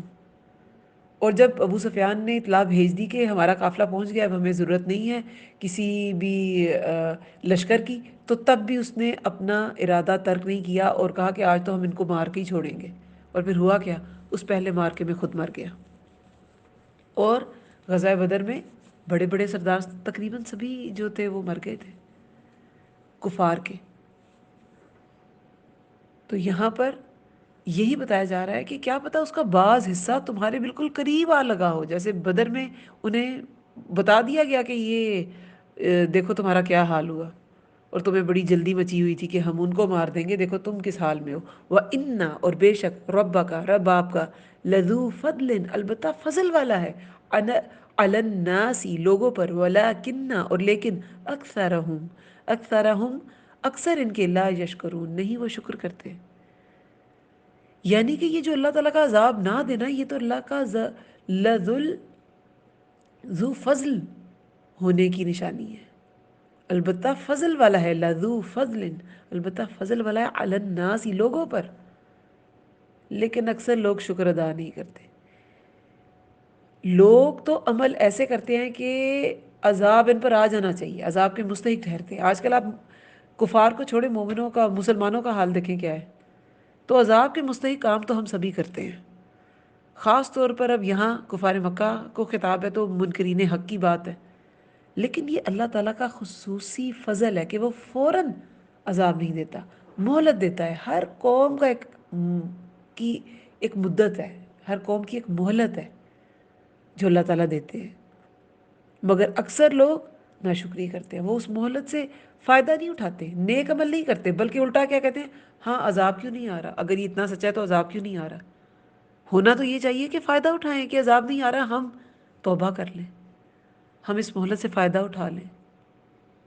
جس جس کے پاس بھی، مسلمانوں میں بھی جس جس کے پاس زندگی ہے، اس کے پاس مہلت ہے، اس کے پاس توبہ کا موقع ہے، اپنے ہر گناہ سے توبہ کر لیں، ورنہ ہم بھی نہ شکرے ہیں جو اس زندگی کی مہلت سے فائدہ نہیں اٹھا رہے اور عذاب کے انتظار میں بیٹھے، ہاں موت آئے گی تو دیکھیں گے کیا ہوگا ہمارے ساتھ، کیونکہ اکثر ان کے نہیں وہ شکر ادا کرتے۔ تو ہم نہ شکروں میں نہ ہوں، ہم اس موقع سے فائدہ اٹھانے والوں میں سے ہوں۔ وَإِنَّ اور بے شک رَبَّكَ رب آپ کا لَيَعْلَمُ البتہ وہ جانتا ہے، ماں جو کچھ تُكِنُّ چھپاتے ہیں، صُدُورُهُم سینے ان کے، وما اور جو کچھ یعلنون وہ ظاہر کرتے ہیں۔ جو انسان کوئی بھی جو کچھ، وہ کفار مکہ کی بات ہے لیکن ہر انسان اس کیٹیگری میں آتا ہے کہ رب آپ کا وہ جانتا ہے جو کچھ چھپاتے ہیں سینے ان کے سینے میں جتنا کینہ اور بغض اور جو جو بھی سازشیں ان کے دل میں چھپی ہیں نا، اللہ تعالیٰ وہ سب جانتے ہیں، اور جو ظاہری فساد یہ برپا کرتے ہیں اللہ تعالیٰ اس کو بھی جانتے ہیں۔ اصل میں یہ کیا بات ہے؟ یہ اللہ تعالیٰ کی طرف سے تنبیہات ہیں کہ جو کچھ تم کر رہے ہو، یہ جو تم دل میں کینہ چھپائے بیٹھے ہو اور پلاننگز کرتے رہتے ہو، اور یہ جو تم ظاہری فساد برپا کرتے ہو، اللہ تعالیٰ سب جانتا ہے۔ تو اپنی ان سب حرکتوں سے باز آ جاؤ، وہ غائب اور حاضر ہر چیز کا جاننے والا ہے، اس پر رات بھی ایسے ہی واضح ہے جیسے دن واضح ہے، وہ دل کی بات بھی ایسی جانتا ہے جیسے زبان سے کئی بات جانتا ہے۔ دیکھیں سورہ حج میں آیت نمبر 70 میں اللہ تعالیٰ کیا فرماتے ہیں؟ اللہ تعالیٰ فرماتے ہیں کہ کیا آپ نہیں جانتے کہ بے شک اللہ تعالیٰ ہی جانتا ہے جو کچھ آسمان اور زمین میں ہے، بلا شبہ یہ سب کچھ کتاب میں ہے، یعنی کہ لوح محفوظ کی بات ہے نا، ان ذالک فی کتاب، یہ سب کچھ کتاب میں ہے، ان ذالک علی اللہ یسیر، بے شک یہ اللہ پر بالکل آسان ہے، یعنی اللہ ہر چیز کا ریکارڈ رکھ سکتا ہے، یہ سب اللہ پہ بہت آسان ہے۔ تو جو یہ ظاہر کرتے ہیں، جو یہ چھپاتے ہیں، یہ سب اللہ پہ آسان ہے۔ آگے 75 آیت میں بھی کتاب مبین کی بات ہے، وما من غائبۃ اور نہیں کوئی غائب ہونے والی، فی السماء آسمان میں، والارض اور زمین میں، الا مگر فی کتاب مبین، ایک کتاب میں ہے واضح۔ سورہ یاسین میں بھی کتاب مبین کی بات کی گئی ہے۔ اب یہ سورہ حج کی آیت نمبر 70 میں بھی یہی بات ہے، پھر سورہ لقمان کی آیت نمبر 16 میں بھی یہی بات ہے۔ لقمان علیہ السلام نے کیا اپنے بیٹے کو نصیحت کی تھی؟ آیت نمبر 16 میں، یا بنیا، اے میرے بیٹے، بے شک اگر کوئی چیز رائی کے دانے کے برابر ہو اور وہ کسی چٹان میں یا آسمانوں اور زمین کے اندر کہیں بھی ہو تو اللہ اسے نکال لائے گا۔ بلا شبہ اللہ نہایت باریک بین، بہت باخبر ہے۔ کہ اللہ تعالیٰ کی باریک بینی تو اس لیول کی ہے، کوئی رائی کا دانہ بھی اللہ تعالیٰ سے مخفی نہیں ہے، اللہ تعالیٰ سے چھپا نہیں ہوا۔ تو یہ کفار کیا سمجھ رہے ہیں؟ یہ ایمان نہیں لائیں گے تو ان کو پوچھا نہیں جائے گا، یہ مسلمانوں کے اسلام کے خلاف سازشیں کریں گے، ان کی پوچھ نہیں ہوگی، ان کو دنیا میں سزا نہیں ملے گی، انہیں دنیا میں عذاب نہیں ملے گا، ان کی آخرت خراب نہیں ہوگی۔ ہر چیز زمین و آسمان کی جو ہے وہ اللہ تعالیٰ کے ہاں ریکارڈڈ ہے، وہ اللہ تعالیٰ کے ہاں لوح محفوظ میں موجود ہے۔ ان هذا القرآن، بے شک یہ قرآن، یقص، بیان کرتا ہے، علی بنی اسرائیل، بنی اسرائیل پر، اکثر الذی، اکثر باتیں، الذی وہ جو، ہم وہ، فیہ ان میں، یختلفون وہ اختلاف کرتے ہیں۔ اب یہاں پر ایک اور بات کیا کہی جا رہی ہے کہ پہلے کفار کو دلائل دیے گئے، پھر ان کو تنبیہ کر دی گئی، رسول اللہ صلی اللہ علیہ وسلم کو الگ سے تسلی دے دی گئی کہ آپ نے حق رسالت ادا کر دیا، اب آپ کی آخرت، آپ کا عمل محفوظ ہے۔ یہ ایمان لاتے ہیں کہ نہیں، وہ ان کا عمل ہے۔ اور پھر ان کو کہا گیا کہ تم جو کچھ بھی کر لو، ایک ایک چیز تمہاری ریکارڈڈ ہے۔ اب بنی اسرائیل کی بات ہے، ویسے مکی صورت ہے، اس میں زیادہ تر خطاب کفار سے ہوتا ہے، لیکن یہ کتاب بنی اسرائیل کے اختلافات کا بھی تو فیصلہ کرتی ہے نا۔ ویسے تو مکی صورت میں قریش اور اہل مکہ کے لیے دلائل ہیں، تنبیہات ہیں، مگر جب پیغام پھیلنے لگا نا اسلام کا اور بنی اسرائیل تک بھی بات پہنچی، کیونکہ کتاب تو قرآن سے پہلے بنی اسرائیل کے پاس ہی تھی، تورات، تو جب ان تک بات پہنچی اور مکہ والے ان سے کچھ پوچھتے تھے تو وہ مکہ والوں کا ہی ساتھ دیتے تھے۔ تو مکی صورت میں بھی ان کا ذکر تھوڑا بہت کہیں پر مل جاتا ہے، اور یہاں پر ان کا ذکر کیا گیا ہے، اور ان کے اختلاف کا حل بھی بتایا گیا ہے کہ اس قرآن میں صرف کافروں کے لیے نصیحت نہیں ہے، ان کے اختلافات کا بھی حل ہے، ان کے سارے اختلافات کا حل قرآن میں ہے۔ ان کے اپنے نبی کا مکمل واقعہ قرآن میں دیکھیں، موسیٰ علیہ السلام کا واقعہ کتنی بار پیش کیا گیا، اور باقی سارے انبیاء بھی بنی اسرائیل میں ہی آئے تھے، تو وہ ان سب کے واقعات قرآن نے کیسے پیش کیے۔ تو یہاں پر بنی اسرائیل کے اختلافات کا فیصلہ، اس کا جو منصف ہے، فیصلہ کرنے کا جو جج ہے، وہ قرآن ہے کہ یہ کرائٹیریا ہے، اس میں اس کے ساتھ جو چیز میچ کرے گی تو وہ درست ہے، اور جو اس کے ساتھ انحراف کرتی ہے چیز، بالکل اس کے اپوزٹ کوئی بات آتی ہے، اس کا مطلب ہے کہ وہ بات بالکل غلط اور من گھڑت ہے۔ تو یہ ایک کیا ہے، ہمارے پاس ایک کرائٹیرین ہے، ایک کرائٹیرین ہے جس پہ ہم پرکھ سکتے ہیں پچھلی شریعتوں کو بھی کہ ان میں کیا چیز غلط ہے اور کیا چیز ٹھیک ہے، کیا ابھی بھی اپلائی کی جا سکتی ہے اور کیا نہیں کی جا سکتی۔ بے شک یہ قرآن بیان کرتا ہے بنی اسرائیل پر اکثر باتیں وہ ان میں اختلاف کرتے تھے، اب وہ اختلاف آپس میں بھی کرتے تھے اور رسول اللہ صلی اللہ علیہ وسلم سے بھی کرتے تھے، ان کے آپس کے اختلافات کا حل بھی اس میں ہے، اور رسول اللہ صلی اللہ علیہ وسلم سے جو اختلاف وہ کرتے تھے، جیسے مانتے نہیں تھے کہ آپ رسول ہیں، تو وہ ساری نشانیاں قرآن پڑھو تو تمہیں سمجھ آ جائیں گی کہ وہ اللہ کے سچے رسول ہیں۔ اختلاف کا فیصلہ وہی کر سکتا ہے جس کے پاس وسیع علم ہو، تو اس قرآن میں جو علم ہے وہ بہت وسیع ہے، وہ بنی اسرائیل کے اختلافات کا فیصلہ کرنے کا اہل ہے قرآن اپنے علم کی وجہ سے۔ حدیث میں کیا آتا ہے، یہود 71 فرقوں میں بٹے، نصارہ 72 میں، میری امت 73 میں بٹ جائے گی۔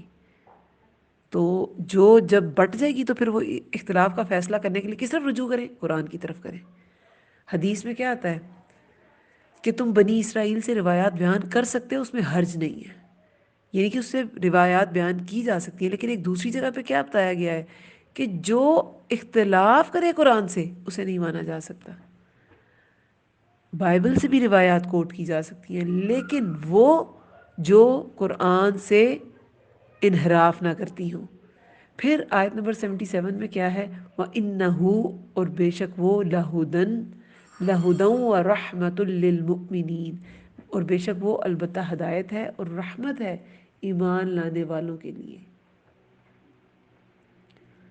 اب یہ قرآن جو ہے یہ ہدایت اور رحمت ہے، مگر کس کے لیے؟ ایمان لانے والوں کے لیے. جو تو اس میں نقص نکالنے کے لیے اس کو اٹھائے گا اور اس کو کھولے گا، اس کو پڑھے گا، تو اس کو کچھ نہیں ملے گا اس میں. اسے نہ اس میں ہدایت ملے گی، نہ اسے رحمت ملے گی. لیکن جو ایمان کے ساتھ اس کو کھولے گا، جو اللہ تعالیٰ، جو ایمان کا متلاشی ہے، ایون کہ ایمان نہیں لایا لیکن سچے دل سے ایمان لانا چاہتا ہے، وہ ایمان کی تلاش میں ہے، تب بھی اسے اس بک سے ہدایت ضرور ملے گی. بات صرف اپنے دل کو بغض اور کینے سے پاک کرنے کی اور تعصب سے نکالنے کی ہے کہ یہ کس کی کتاب ہے، کیوں پڑھوں، کیسے ہو گیا. اس تعصب سے جو نکل آئے گا اس کو اس کتاب سے ہدایت اور رحمت مل جائے گی.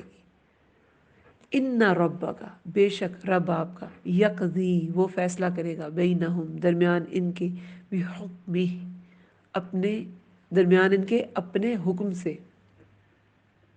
وَهُوَ الْعَزِيزُ الْعَلِيمُ، اور وہ بہت زبردست خوب علم والا ہے. اب دیکھیں کس چیز کا فیصلہ کیا جائے گا؟ بے شک رب آپ کا وہ فیصلہ کرے گا درمیان ان کے اپنے حکم سے. اللہ تعالیٰ نے فیصلہ کرنا ہے مشرکین میں، اور مشرکین اور اہل ایمان میں بھی ہو سکتا ہے، اور مومنین اور اہل کتاب کے درمیان بھی ہو سکتا ہے. یہ مختلف فیصلے اس دن ہونے ہیں. تو وہ مختلف جو فیصلے ہیں وہ اللہ تعالیٰ کرے گا. کیوں؟ کیونکہ اللہ تعالیٰ زبردست اور خوب علم والا ہے. اس کا علم بھی بہت زیادہ ہے، اور پھر جب اس علم کے مطابق وہ کسی کو پکڑتا ہے نا تو وہ بھی بہت زبردست ہوتا ہے. دیکھیں کن چیزوں کا فیصلہ کیا جائے گا. دیکھیں ایک تو مشرکین اور اہل ایمان کے درمیان حق کے ساتھ فیصلہ کر دیا جائے گا کہ کون حق پر ہے اور کون باطل ہے. سب سے پہلے تو یہ بے شک رب آپ کا وہ فیصلہ کرے گا درمیان ان کے اپنے حکم سے. کن کے؟ یہ کافر اور مشرک کی بات ہے. دوسرا مومنین اور اہل کتاب کے درمیان کہ کون سچا ہے اور کون جھوٹا ہے. مومن اور مشرک کے درمیان فیصلہ ہوگا، اور مومن اور اہل کتاب کے درمیان فیصلہ ہوگا. اہل کتاب بھی اگر اسلام نہیں لے کے آتے تو وہ رسول اللہ صلی اللہ علیہ وسلم کا تو انکار کرتے ہیں، اپنے نبی کا بھی کرتے ہیں، کیونکہ ہر نبی نے بتا دیا تھا کہ ایک آخری نبی آئے گا، اس پر ایمان لانا ہے. تو پھر بے شک رب آپ کا وہ فیصلہ کرے گا درمیان ان کے اپنے حکم سے، اور وہ بہت زبردست خوب حکمت، خوب علم والا ہے. فتوکل علی اللہ، بس توکل کیجئے اللہ پر. انکا، بے شک آپ، علی الحق، حق پر ہیں. کس حق پر؟ علی الحق المبین، یعنی دین حق پر ہیں. دین حق پر ہیں، بالکل درست راستے پر ہیں. بے شک آپ اب یہ سب کچھ کر کے ان کو تعلیم بھی دے دی، اور یہ بھی کہہ دیا کہ اب آپ اس سے دل میں تنگی پیدا نہ کریں. آپ پر اللہ کا فضل ہے، وہ اور لوگوں کو چھوڑیں، ان کے غائب ان کے حاضر اللہ تعالیٰ جانتا ہے. پھر بنی اسرائیل کی بات کی کہ وہ بھی اگر اختلاف کرتے ہیں تو اس کا فیصلہ اللہ تعالیٰ ہی فرمائیں گے. یہ کتاب ہر ایک کے لیے ہدایت اور رحمت ہے جو تعصب سے پاک ہو کر اس کو پڑھے گا. بے شک رب آپ کا. اب ان سب چیزوں کے بعد اللہ تعالیٰ کو فیصلے کا اختیار ہے کہ اتنے دلائل دینے کے بعد بھی اگر کوئی نہیں مانا تو پھر اس کو دوزخ میں ڈال دیا جائے. لیکن اس سارے پروسیجر میں جو دائی ہے وہ کیا کرے گا؟ وہ صرف اللہ پہ توکل کرتا رہے گا. دائی اللہ پر توکل کر کے اپنا کام کرتا رہے گا، چاہے لوگ سپورٹ نہ کریں، چاہے گھر والے سپورٹ نہ کریں، چاہے کوئی بھی سپورٹ نہ کرے، لیکن اللہ پہ توکل ضروری ہے. بس توکل کیجئے اللہ پر. انکا، بے شک آپ، علی الحق، حق پر ہیں، المبین، واضح، آپ واضح حق پر ہیں. انکا، بے شک آپ، لا تسمعوا، لا تسمع الموتى، نہیں آپ سنا سکتے مردوں کو، ولا اور نہیں تسمع الصم، اور نہیں آپ سنا سکتے بہروں کو کیا، الدعاء، الدعاء پکار، اذا جب، ولو وہ پھر جائیں، مدبرین پیٹھ پھیر کر۔ اب اس آیت میں اللہ تعالیٰ فرماتے ہیں کہ آپ بہروں کو اور مردوں کو نہیں سنا سکتے، اور جب کہ وہ پیٹھ پھیر کر پھر جائیں، چلے جائیں، یعنی کہ جو کان ہوتے ہوئے بھی نہ سنے تو وہ مردے کی طرح ہے، کہ کان ہے لیکن سن نہیں رہا، تو آپ مردوں کو نہیں سنا سکتے۔ جو سن کر بھی سمجھے نا، اس کا کچھ نہیں کیا جا سکتا۔ جس کی سماعت کمزور ہے اس کو تو کان میں کوئی آلہ فٹ کیا جا سکتا ہے، لیکن جو سننے کے باوجود غور نہیں کرتا، ایمان نہیں لے کے آتا، اس کے دماغ میں کوئی آلہ فٹ نہیں کیا جا سکتا، تو ایسا انسان مردہ ہے۔ جو سن کر بھی بہروں کی طرح بیہیو کرتا ہے تو وہ مردہ ہے۔ تو آپ ایسے مردوں کو، اللہ تعالیٰ فرماتے ہیں کہ آپ صلی اللہ علیہ وسلم ایسے مردوں کو نہیں سنا سکتے، اور نہ ہی بہروں کو سنا سکتے ہیں جبکہ وہ پیٹھ پھیر کر چلے جائیں۔ ویسے تو بہرا اگر آپ کے سامنے اس کا چہرہ ہے، اس نے آپ کی طرف رخ کر رکھا ہے، تو آپ اسے کوئی سائن لینگویج کے ذریعے کچھ بتا سکتے ہیں، لیکن اگر وہ بہرا بھی ہے اور اس نے پیٹھ بھی پھیری ہوئی ہے تو آپ کیسے سنائیں گے اسے؟ وہ تو نہیں سن سکے گا، اور چونکہ پیٹھ پھیری ہوئی ہے تو وہ دیکھ سمجھ کچھ بھی نہیں سکتا، اس کو جو بھی آپ انسٹرکشن دے رہے ہیں یا جو بھی پیغام دے رہے ہیں وہ کچھ بھی نہیں سمجھے گا۔ اگر رخ آپ کی طرف ہو تو پھر بھی سمجھ سکتا ہے۔ اس سے یہی سمجھ آتی ہے کہ اللہ تعالیٰ کی طرف جس کا لگاؤ ہے نا، جسے ہدایت کی طلب ہے، اس کے پاس دنیاوی اسباب اگر کم بھی ہے نا، وہ کم پڑھا لکھا بھی ہے، اس کے پاس ریسورسز کم ہیں، لیکن وہ ہدایت کی جو طلب کم ہوتی ہے نا، وہ اس کی روشنی کافی ہو جائے گی۔ لیکن جو بڑی بڑی ڈگریز ہے مگر وہ منہ موڑے کھڑا ہے، اور اپنے کان ہوتے ہوئے بھی اسے بند کیے ہوئے ہیں، اس نے کان اور اپنی سوچ سمجھنے کے سارے دروازے کھڑکیاں بند کر کے بیٹھا ہے، تو وہ پھر مردہ کی طرح ہے، بہرے کی طرح ہے، مردہ کی طرح، ایسے بہرے کی طرح ہے جس نے پیٹھ پھیری ہوئی ہے، یعنی کہ اسے آپ سمجھا نہیں سکتے۔ یہ مثالیں دینے کا مقصد یہی ہوتا ہے کہ کھل کے بتایا جائے کہ ایسا انسان، اس کو سمجھایا نہیں جا سکتا۔ اس کو سمجھایا جا سکتا ہے جس کے دنیاوی اسباب چاہے کم ہو، وہ کم سنتا ہو لیکن اس کا دل تو آمادہ ہو، اس کا رخ تو اللہ کی طرف ہو، مگر جو پیٹھ پھیر کے کھڑا ہے اور کان بھی کام نہیں کر رہے، کان جس کام کے لیے اللہ نے دیے وہ کام نہیں کرے، پھر وہ کچھ نہیں کرے گا، وہ کچھ نہیں سمجھے گا، ہدایت قبول نہیں کرے گا۔ وما اور نہیں انتا آپ بہادل عمی، نہیں آپ ہادی، کس کے ہادی؟ ہدایت دینے والے، عمی اندھوں کو، عن ضلالتہم ان کی گمراہی سے، ان نہیں تسمعو آپ سنا سکتے، الا مگر، من یؤمنو ان کو جو، من ہوتا ہے جو، ان کو جو یؤمنو ایمان لاتے ہیں، بیا آیاتنا ہماری آیات پر، فہم پھر وہ، مسلمون فرما بردار ہیں۔ اب یہاں پر کیا سمجھ میں آئی بات؟ کہ اندھوں کو بھی ہدایت نہیں دے سکتے آپ، ان کی گمراہی سے نہیں آپ سنا سکتے، کسی کو بھی سنا نہیں سکتے۔ اندھے کو راستہ دکھائیں، اسے سمجھ آئے گی کہ کیا بتایا جا رہا ہے؟ یہ تم اس طرف جاؤ، ہم ہاتھ کے اشارے سے کہتے ہیں نا، تم اس طرف جاؤ، پھر اس طرف جاؤ، اس طرف جاؤ، ہاں بول کے کہو رائٹ جاؤ، پھر سیدھا جانا، پھر لیفٹ جاؤ، تو پھر کچھ سمجھ آ جائے، لیکن ہاتھ کے اشارے سے کسی کو آپ راہ دکھانا چاہیں اسے کچھ سمجھ نہیں آئے گی اگر وہ اندھا ہے۔ تو اب یہاں پر انہیں اندھا کہا گیا ہے، پہلے بہرا کہا گیا ہے، اب اندھا کہا گیا ہے، اور نہیں آپ ہدایت دینے والے اندھوں کو ان کی گمراہی سے۔ تو جو انسان سن کر بھی اللہ تعالیٰ کی بات پر سمعنا و اطعنا نہیں کہتا، اس کا مطلب ہے وہ بہرے اور اندھے کی طرح ہے، یعنی کہ سن کے بھی وہ سن نہیں سکتا، سمجھ نہیں سکتا اللہ کی بات کو، اور دیکھ کر بھی وہ حق کو دیکھ نہیں سکتا، تو وہ اندھوں کی طرح ہے۔ صرف ان کو سنایا جا سکتا ہے جو فرما بردار ہیں، جو واقعی اللہ تعالیٰ کی کہ اللہ تعالیٰ کے پاس اپنا آپ سبمٹ کرنا چاہتے ہیں، ٹوٹل سبمیشن چاہتے ہیں اپنی، وہ اللہ کی آیات سے اثر بھی لیتے ہیں اور اس پر عمل بھی کرتے ہیں۔ نہیں آپ سنا سکتے مگر ان کو جو ایمان لاتے ہیں ہماری آیات پر، پھر وہ فرما بردار ہے۔ صرف ایمان لانا بھی کافی نہیں ہوتا، اس پہ فرما برداری بھی ضروری ہے، کہ ہاں اللہ تعالیٰ، اللہ میرا رب ہے اور اللہ جو کہے گا میں وہ کروں گا۔ تو پھر ایسے لوگ ہدایت کی باتوں سے سبق سیکھتے ہیں۔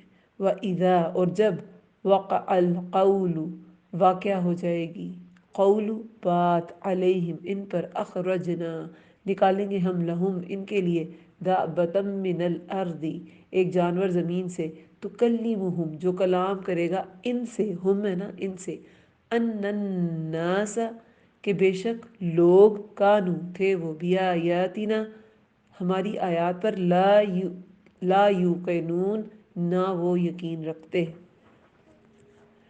اب یہ وقال قولو کیا ہے، اس سے کیا مراد ہے؟ اس سے مراد قیامت ہے۔ اللہ تعالیٰ لوگوں پر اپنی حجت تمام کر دیں گے جب واقعہ ہو جائے گی بات ان پر، یعنی کہ جب مہلت ان کی ختم ہو جائے گی، قیامت رونما ہونے والی ہوگی، تو اخرجنا نکالیں گے ہم ان کے لیے ایک جانور، دابہ سب سے دبیب چال والا، یعنی کوئی بھی ہلنے والی جو چیز ہے نا، جانور، وہ دابہ میں آ سکتا ہے۔ چھوٹا سے چھوٹا چوزا بھی اور بڑے سے بڑا اونٹ بھی دابہ میں آتا ہے۔ تو دابہ یعنی کوئی بھی ہلنے والا جانور، تو سبھی جانور آ گئے۔ ان کے لیے ایک جانور زمین سے نکالا جائے گا۔ اب یہ کب ہوگا؟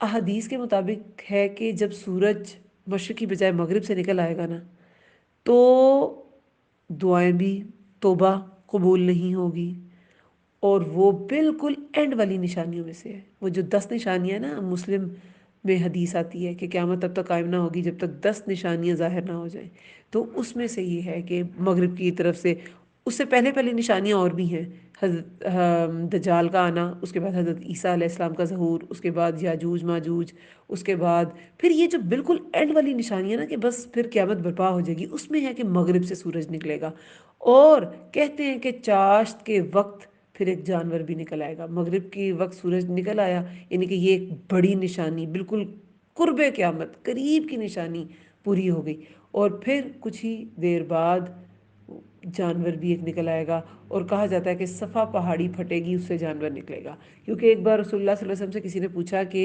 دعوت الارض کہاں سے نکلے گا، تو انہوں نے فرمایا تھا مسجد حرام سے، یعنی کہ مکہ سے، تو یہ وہاں سے نکلے گا، اس کا خروج مسجد حرام مکہ سے ہوگا۔ اور دعوت الارض کے خروج میں دیکھیں عبرت کتنی زیادہ ہے۔ ایک تو یہ علامت کبریٰ ہے، بڑی بڑی نشانیوں میں سے ایک ہے جو قیامت کی نشانیاں نا، کیونکہ دیکھیں ابن عمر کہتے ہیں کہ دعوت الارض تب تک تب نکلے گا جب نیکی کا حکم دینے والا اور برائی سے روکنے والا کوئی نہیں ہوگا، یعنی کہ بالکل اینڈ۔ مسلمان تو کہتے ہیں نا کہ 40 سال پہلے ہی مومن جو ہے وہ ختم ہو جائیں گے قیامت سے، اور یہ جو قیامت ہے یہ پھر غیر مومنوں پر برپا ہوگی، وہ جو سختی ہے وہ غیر مومنوں پر ہوگی۔ تو یہ علامت کبریٰ ہے، بڑی قیامت، جب انسان نیکی کا حکم دینا چھوڑ دیں گے اور برائی سے روکنا چھوڑ دیں گے، تو اللہ تعالیٰ جانور نکالے گا، وہ اللہ کے دین کا کام کرے گا۔ جیسے اللہ تعالیٰ کہتے ہیں کہ اگر تم دین کا کام نہیں کرو گے تو میں قوم بدل دوں گا، قوم بدل جائے گی، اللہ کے دین کا کام نہیں رکے گا۔ ہمارا اللہ کے دین کا کام کرنا ہمارے لیے فائدہ مند ہے، اللہ تعالیٰ تو بے نیاز ہے، اللہ تعالیٰ کو کوئی فرق نہیں پڑتا، تو ہم نے یہ کام کرنا ہے۔ حدیث میں آتا ہے کہ دعوت الارض کا خروج ہوگا تو وہ لوگ کی ناک پر نشان لگائے گا، پھر وہ تم میں ہی رہے گا، حتیٰ کہ ایک آدمی کوئی اونٹ خریدے گا اور کوئی شخص اسے پوچھے گا یہ اونٹ تم نے کس سے خریدا، تو وہ جواب دے گا کہ میں نے یہ نشان زدہ لوگوں میں سے ایک آدمی سے خریدا۔ اب یہ کن پہ نشان لگائے جائیں گے، اچھے لوگوں پہ یا برے لوگوں پہ؟ اس کے بارے میں ترمذی کی ایک حدیث ہے، ابو ہریرہ رضی اللہ عنہ سے روایت ہے حدیث، کہ دابت الارض نکلے گا تو اس کے پاس سلیمان علیہ السلام کی مہر اور موسیٰ علیہ السلام کا عصا ہوگا۔ عصا سے مومن کے منہ پر لکیر کھینچ دے گا جس سے وہ چمک اٹھے گا، اور کافر کی ناک پر مہر لگا دے گا، یہاں تک کہ سب لوگ ایسی آن میں جمع ہوں گے، وہ بتا دے گا کہ یہ مومن ہے اور یہ کافر، یعنی کہ سب لوگ جمع ہوں گے تو وہ دعوت الارض بتا دے گا یہ مومن ہے یہ کافر ہے، اور جیسے بتایا کہ مومن کا تو چہرہ چمک اٹھے گا اس عصا کی لکیر سے، لیکن جو کافر ہے اس کے ناک پہ مہر لگا دی جائے گی۔ تو یہ دعوت الارض کے بارے میں کچھ باتیں ہیں کہ یہ بالکل آخری نشانیوں میں سے ایک ہے۔ جب کوئی اللہ تعالیٰ کی بات بتانے والا نہیں ہوگا تو اللہ تعالیٰ جانور سے اپنے دین کا کام لیں گے، اور اس میں ہم سب کے لیے عبرت ہے۔ ان الناسا کہ بے شک لوگ کانو تھے وہ بیا آیاتنا ہماری آیات پر لا یوقنون نہ وہ یقین رکھتے، کہ یہ انہوں نے یقین ہی نہ کیا کہ یہ سب کچھ ہوگا۔ یہ آخری نشانی ایسے لوگوں کے لیے بہت بڑا سبق ہوں گی جو یقین نہیں رکھتے تھے آخرت پر، کہ لو اب آخرت واقعی قریب ہے۔ وَيَوْمَ نَحْشُرُ اور جس دن ہم اکٹھا کریں گے مِن كُلِّ أُمَّةٍ فَوْجًا مِّمَّن ہر امت میں سے ایک فوج کو، ممن ان میں سے جو یکذبو جھٹلاتے ہیں بِآیاتنا ہماری آیات کو، فہم تو وہ یوزعون وہ گروہوں میں تقسیم کیے جائیں گے۔ اب یہاں پر قیامت کے دن کی بات ہے کہ ہر امت میں سے ایک فوجن جو ہے وہ فوج جو ہے نا وہ امت میں ایک چھوٹے گروہ کو کہتے ہیں، یعنی کہ اب یہ کن کی بات کی جا رہی ہے، کس فوج کی، کس چھوٹے گروہ کی؟ ہر امت میں سے منکرین حق کا ایک گروہ ہوگا نا، وہ ظاہر ہے پوری امت سے تو تھوڑا سا کم ہوگا اس کا سائز، تو ہر امت میں سے وہ جو گروہ ہے نا وہ فوج وہ نکالی جائے گی، اور اس میں بتا دیا گیا ہے ان میں سے جو جھٹلاتے ہیں، یہ وہ لوگ ہوں گے جو جھٹلاتے ہیں ہماری آیات کو، تو وہ گروہوں میں تقسیم کیے جائیں گے، یعنی کہ ہر امت کے منکرین حق کو اکٹھا کیا جائے گا، ان کا گروپ نکالا جائے گا، ان سب کو پھر ڈسپلن کے ساتھ گروہوں میں تقسیم کر دیا جائے گا، حتیٰ یہاں تک کہ اذا جب جاؤ وہ آ جائیں گے، قولا وہ فرمائے گا اکذبتم کیا جھٹلایا تم نے بھی آیاتی میری آیات کو، ولم حالانکہ نہیں تحیطو تم نے احاطہ کیا تھا، بہا ان کا علم کے اعتبار سے، ماذا یا کیا کچھ، کون تم تھے تم تعملون تم عمل کرتے۔ اب جب وہ سارے منکرین حق اللہ تعالیٰ کے پاس آ جائیں گے تو اللہ تعالیٰ کیا فرمائیں گے؟ کیا جھٹلایا تم نے میری آیات کو؟ تم نے میری آیات جھٹلا دی تھی، منکرین تھے نا، حق کا انکار کرنے والے، تو تم نے میری آیات جھٹلا دی تھی، حالانکہ تم نے ان کو جانچا پرکھا ہی نہیں کہ وہ ٹھیک تھی کہ نہیں، بس تم نے اپنے تعصب کی وجہ سے ان کو جھٹلا دیا، اسے سمجھنے کی کوشش بھی نہیں کی۔ ولم حالانکہ نہیں تو ہی تم نے احاطہ کیا ان کا علم کے اعتبار سے، یا کیا کچھ تھے تم عمل کرتے، تم نے اس کا علم کے اعتبار سے کوئی احاطہ ہی نہیں کیا کہ میں کیا کہہ رہا ہوں اور تم کیا عمل کرتے تھے، تم دنیا میں کیا کرتے رہے ہو، انکار کرتے رہے، سرکشی کرتے رہے، اللہ تعالیٰ کی نافرمانی کرتے رہے، اسی طرح تم نے زندگی گزار دی، اور اللہ تعالیٰ کے احکامات پر تم نے غور و فکر نہیں کی، تو پھر کیا کچھ تھے جو تم عمل کرتے، وہ سب اللہ تعالیٰ اس کے عمل اس شخص کے اکٹھے کرے گا۔ وَوَقَعَ الْقَوْلُ اور واقعہ ہو جائے گی بات۔ اب 82 آیت میں وقع القول کا مطلب تھا کہ مہلت ختم ہو جائے گی، اور یہاں پر وقع القول کا مطلب کیا ہے؟ قیامت برپا ہو جائے گی، یعنی کہ جب وہ جو حشر ہے اور حساب کتاب ہے وہ شروع ہو جائے گا، بما بوجہ اس کے جو علیہم ان پر، بما بوجہ اس کے جو ظلموا انہوں نے ظلم کیا، فہم تو وہ لا ینطقون نہ وہ بول سکیں گے۔ اب ہم دیکھیں کہ عام زندگی میں بھی اگر بہت کوئی روبدار شخصیت ہمارے سامنے آ جاتی ہے، ایون کہ جب لوگوں کی فیوریٹ سیلیبریٹیز آتی ہیں ان کے سامنے، تو وہ بالکل اپنے ہوش و حواس کھونے لگتے ہیں، ان کی آواز نہیں نکلتی، وہ اسپیچ لیس ہو جاتے ہیں اور وہ بہت زیادہ گھبرا جاتے ہیں۔ یہ نارمل اپنے ہی جیسے گوشت پوشت کو کہ انسان کو دے کر انسان کا یہ حال ہوتا ہے۔ تو جب قیامت آ جائے گی تو اللہ تعالیٰ کا وہ جو اللہ تعالیٰ نے مقرر کیا ہے دن حساب کتاب کا اور سب کو اکٹھا کرنے کا، اس کا کیسی اس کی ایک دہشت ہوگی کہ لوگ بول بھی نہیں سکیں گے. جو اتنی زبانیں یہاں اس دنیا میں چلتی ہیں نا وہ سب وہاں بند ہو جائیں گی، کیونکہ باقی ہر چیز گواہی دے رہی ہوگی. ہمارے ہاتھ پیر، جن پیروں سے ہم نے کام کیا، جن ہاتھوں سے کیا، ہماری اسکن، تو پھر زبان کو بولنے کی ضرورت ہی نہیں ہوگی. اور واقع ہو جائے گی بات ان پر بوجہ اس کے جو انہوں نے ظلم کیا، تو وہ نہ وہ بول سکیں گے. علم کیا نہیں یرو، انہوں نے دیکھا، انا بے شک ہم، جعلنا بنایا ہم نے، اللیل رات کو، لیسکنوا تاکہ وہ سکون پائیں، فیہ اس میں، والنہار مبصرا اور دن کو روشن، انا بے شک فی ذالک اس میں، لآیات البتہ نشانیاں ہیں، لقوم یؤمنون ان لوگوں کے لیے جو ایمان لاتے ہیں. اب پھر ایمان لانے والوں کی بات. پہلے کن کی بات کی گئی؟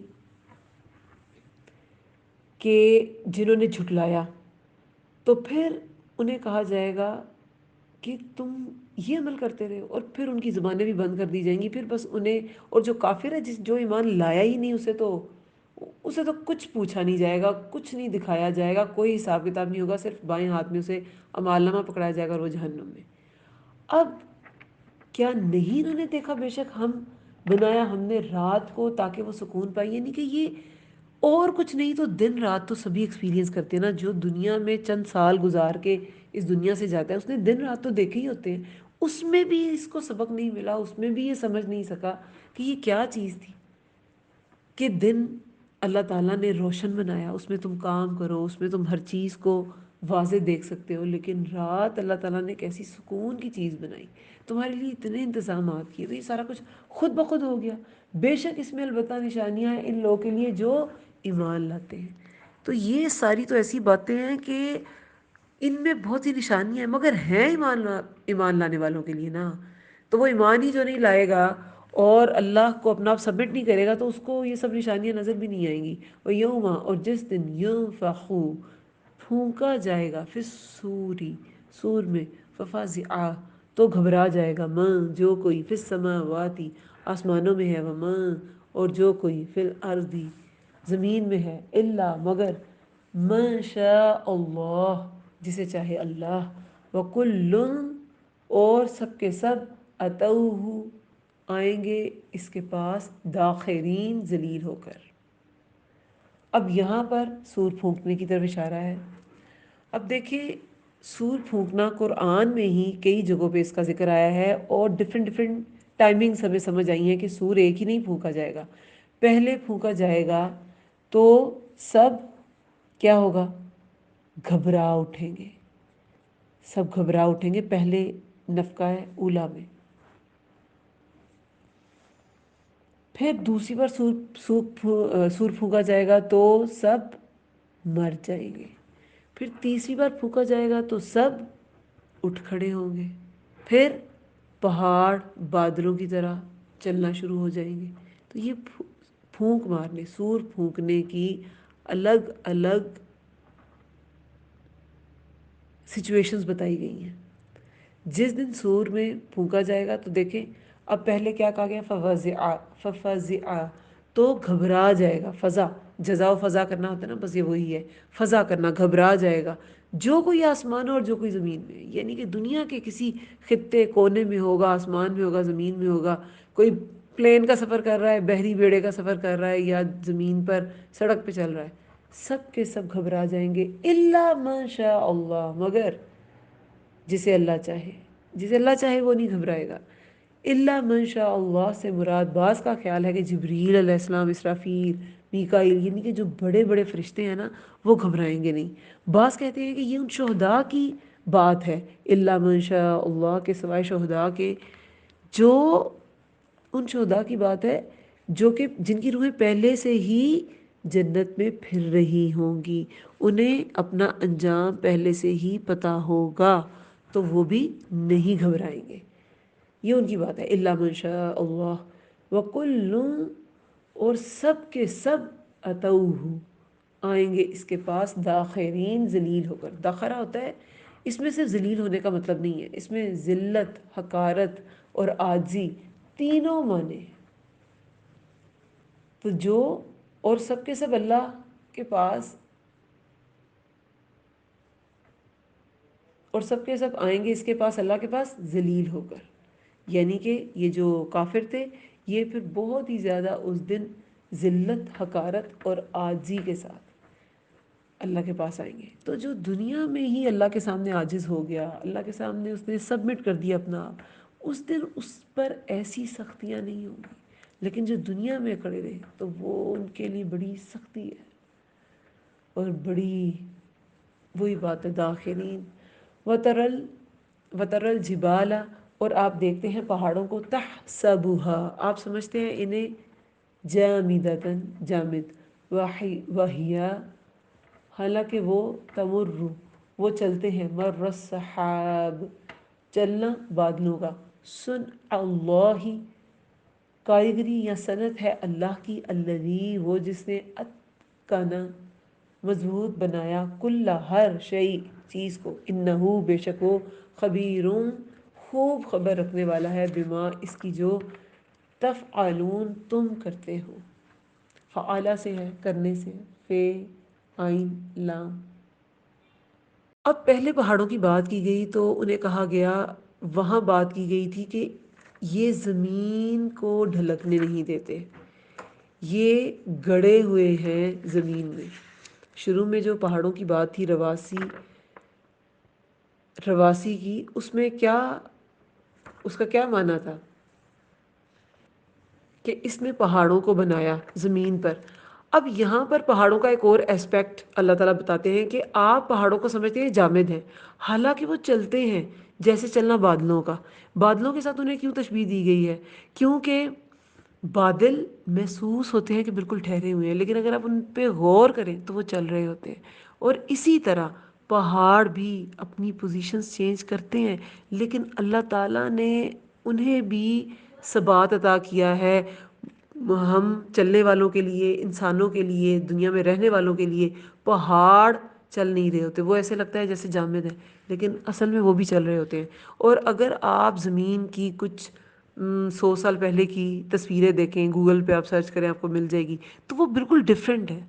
وہ بالکل ڈیفرنٹ ہے. اس میں خشکی کے ٹکڑے الگ ہیں، الگ سائز کے ہیں، ان میں ڈسٹینس ڈیفرنٹ ہے، ابھی کا نہیں ہے. اور پانی کی جو باڈیز ہیں، واٹر باڈیز جو ہیں، جو اوشنز ہیں، وہ ان کی بھی شکلیں ڈیفرنٹ ہیں، ان کا بھی سائز ڈیفرنٹ ہے. تو اس کا مطلب ہے کہ پہاڑ بھی اپنی حیت، اپنی شیپ اور اپنی شکلیں تھوڑی بہت ضرور بدلتے ہیں. آپ دیکھتے ہیں پہاڑوں کو، آپ سمجھتے ہیں انہیں جامد، حالانکہ وہ چلتے ہیں جیسے چلنا بادلوں کا. صنعت سے ہے، صنعت ہے اللہ کی، وہ جس نے مضبوط بنایا، اتقنا، اتقان ہوتا ہے کسی چیز کو بہت مضبوط بنانا جس کی شکل آسانی سے بدلی نہ جا سکے. تو اللہ تعالیٰ کی تخلیق کے لیے اتقنا کا ورڈ آیا ہے کہ اللہ تعالیٰ کی تخلیق ایسی ہے کہ پروٹیکشن بھی اس میں، اس زمین میں انسان کو ملی، خوبصورتی بھی ملی، اور قرار بھی ملا، مہاد بھی ملا. ہر چیز پرفیکشن کے ساتھ اللہ تعالیٰ نے بنائی، صرف زمین نہیں، باقی بھی ہر چیز. تو یہ اللہ تعالیٰ کی کاریگری ہے. یہاں پہ پہاڑوں کی بات ہے تو وہ بھی ایسے بنائے اتنی پرفیکشن سے کہ لگتا ہے ٹھہرے ہیں، حالانکہ وہ چل رہے ہیں. تو یہ سب اللہ تعالیٰ کی کاریگری ہے. وہ جس نے مضبوط بنایا، کل شیء، ہر چیز کو، انہو، بے شک وہ، خبیر بما تفعلون، خوب خبر رکھنے والا ہے اس کی جو تفعلون، تم کرتے ہو. تو اللہ تعالیٰ ہر چیز جانتا ہے جو انسان کرتے ہیں. اللہ تعالیٰ نے انسان کو اس دنیا میں چوائس دی ہے، لیکن اس چوائس میں وہ کر کیا رہا ہے وہ سب کچھ اللہ کے پاس ریکارڈڈ ہے. پھر دیکھیں 88 آیت میں، جیسے بادل چلتے محسوس نہیں ہوتا اور ٹھہرے ہوتے ہیں، پہاڑ بھی ایسے ہیں. لیکن قیامت کے دن انہی پہاڑوں کے بارے میں بالکل اپوزٹ بات بھی آئی ہے. یہ سورہ طور میں 9 اور 10 آیت میں کیا آتا ہے کہ چلیں گے پہاڑ جیسے چلا جاتا ہے. سورہ نبا میں، سورہ کہف میں، اس میں بھی یہ پہاڑوں کے چلنے کی بات ہے کہ قیامت کے دن ایسا ہوگا کہ پہاڑ چلیں گے. تو یہ پہاڑوں کا چلنا ابھی ہمیں محسوس نہیں ہوتا، لیکن ایک وقت ایسا آئے گا جب یہ محسوس بھی ہوگا، اور پہاڑ دھنکی ہوئی روئی کی طرح بھی ہو جائیں گے، وہ وقت بھی آنا ہے۔ اب من جاء، جو کوئی لائے گا بالحسنتی، نیکی کو، فلہو، تو اسی کے لیے خیر منہا، بہتر ہے اس سے، وہم، اور وہ، من فزع یومئذ آمنون، وہم، اور وہ، من فزع، گھبراہٹ سے، یومئذ آمنون، اس دن امن میں ہوں گے۔ اب اللہ تعالیٰ نے خود ہی فرما دیا کہ کون گھبراہٹ سے امن میں ہوں گے اس دن، جو کوئی نیکی کو لائے گا۔ یہاں پر حسنہ سے مراد کیا ہے؟ یہ کون سی نیکی ہے؟ سب سے پہلے تو ایمان کے بغیر تو کوئی نیکی مقبول ہی نہیں ہے۔ ایمان اور پھر نیک عمل، جو یہ لائے گا اسے اس سے زیادہ بھلائی اور اجر ملے گا، اور وہ قیامت کی ہولناکیوں سے محفوظ رہے گا۔ جیسے سورہ انبیاء میں آیت نمبر 103 میں کیا آتا ہے؟ وہ بڑا گھبرا دینے والا دن انہیں غم میں نہ ڈالے گا۔ سورہ سبا میں 37 آیت میں وہ غرفہ میں ہوں گے امن سے رہنے والے، یعنی کہ یہ مضمون وہاں بھی آیا ہے کہ وہ غرفہ میں ہوں گے امن سے رہنے والے، اور پھر وَهُمْ مِنْ فَزَعٍ يَوْمَئِذٍ آمِنُونَ، اور وہ گھبراہٹ سے اس دن امن میں ہوں گے، یعنی کہ انہیں وہ گھبراہٹ بھی فیس نہیں کرنی پڑے گی۔ وَمَنْ، اور جو کوئی جاء، لائے گا، بِالسَّیِّئَةِ، برائی کو، فَكُبَّتْ، تو اوندے ڈالے جائیں گے، وجوہہم، چہرے ان کے، فی النار، آگ میں، حل نہیں، تجزون، تم بدلہ دیے جاؤ گے، الا، مگر، ما، اس کا جو، کنتم، تھے تم، تعملون، تم عمل کرتے۔ اب یہاں پر پہلے تو بتایا کہ جو نیکی لائے گا، یعنی کہ ایمان اور عمل صالح جو لائے گا، تو اس کے لیے تو پھر خیر ہی خیر ہے، اور وہ اس دن گھبراہٹ میں بھی نہیں ہوگا۔ اور جو کوئی برائی لائے گا، فَكُبَّتْ، تو اوندے ڈالے جائیں گے، وجوہہم، چہرے ان کے، فی النار، آگ میں، حل نہیں، تم بدلا دیے جاؤ گے مگر اس کا جو تھے تم عمل کرتے۔ اب بالسیئہ سے کیا مراد ہے؟ یہ حق کا انکار۔ حسنہ سے مراد ایمان اور نیک عمل تھے، اس سے مراد حق کا انکار اور گناہ ہے، یعنی کہ شرک بھی، کفر بھی اور معاصی، یہ جو حرام کام ہے، کسی بھی طرح کی گندگی ہے، وہ اس طرح کا کوئی بھی سیئہ، برائی لے کے آئے گا تو پھر ان کے لیے ان کے چہرے آگ میں ڈالے جائیں گے۔ جو حسنہ لے کے آئے گا وہ تو اس ہولناکی سے اس دن کی بھی محفوظ رہیں گے، لیکن جو سیئہ لے کے آئیں گے ان کے چہرے آگ میں ڈالے جائیں گے، اور باقی عذاب پھر بعد میں، حل نہیں، تجزونا، تم بدلہ دیے جاؤ گے، مگر اس کا جو تھے تم عمل کرتے۔ وہاں کوئی کالے گورے، امیر غریب، پڑھے لکھے کم پڑھے لکھے کی کوئی تفریق نہیں، وہاں صرف عمل آپ کی کرنسی ہوگا، جس کا جیسا عمل اس کے پاس اتنی بڑی کرنسی اپنے آپ کو بچانے کی، اپنا اپنا آپ سیکیور کرنے کی۔ انما، بے شک، امرتو، حکم دیا گیا مجھے، ان کے، اعبدا، میں عبادت کروں، رب هذه البلدتی، رب کی اس شہر کے، کس شہر کے؟ مکہ کے شہر کے، مکہ کے شہر کے رب کی عبادت کروں، مجھے یہ حکم دیا گیا ہے۔ الذی، کون ہے مکہ کا رب؟ وہ جس نے حرمہا، حرام ٹھہرایا اسے، یعنی کہ مکہ کا شہر کیوں حرام ہے؟ اس میں شر پھیلانا منع ہے، اس میں لڑائی جھگڑا منع ہے، کسی چھوٹے سے چھوٹے جانور کا قتل بھی منع ہے، اور انسان کی تو بہت حرمت ہے، جانور کا بھی، تو وہ حرمت والی جگہ ہے۔ میں عبادت کروں، کیا حکم دیا گیا ہے؟ میں عبادت کروں رب کی اس شہر کے، وہ جس نے حرام ٹھہرایا اسے، اور اسی کے لیے ہے ہر چیز، اور حکم دیا گیا مجھے کہ میں ہو جاؤں فرما برداروں میں سے، وَأُمِرْتُ، اور حکم دیا گیا مجھے، ان کے، اکونا، میں ہو جاؤں، من المسلمین، فرما برداروں میں سے، یعنی کہ یہ عبادت بھی کرنی ہے اس کی جو شہر مکہ کا رب ہے، اور اسی کے لیے ہے ہر چیز، اور اللہ کے نبی کہتے ہیں کہ مجھے حکم دیا گیا ہے کہ میں فرما بردار ہو جاؤں، اپنا آپ ٹوٹلی سبمٹ کر دوں۔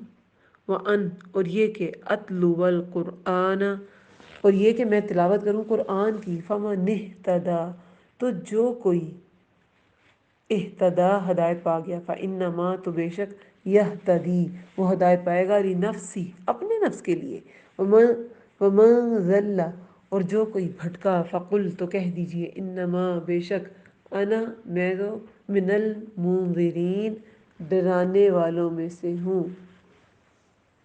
اب اس آیت کا کیا مطلب ہے؟ دیکھیں،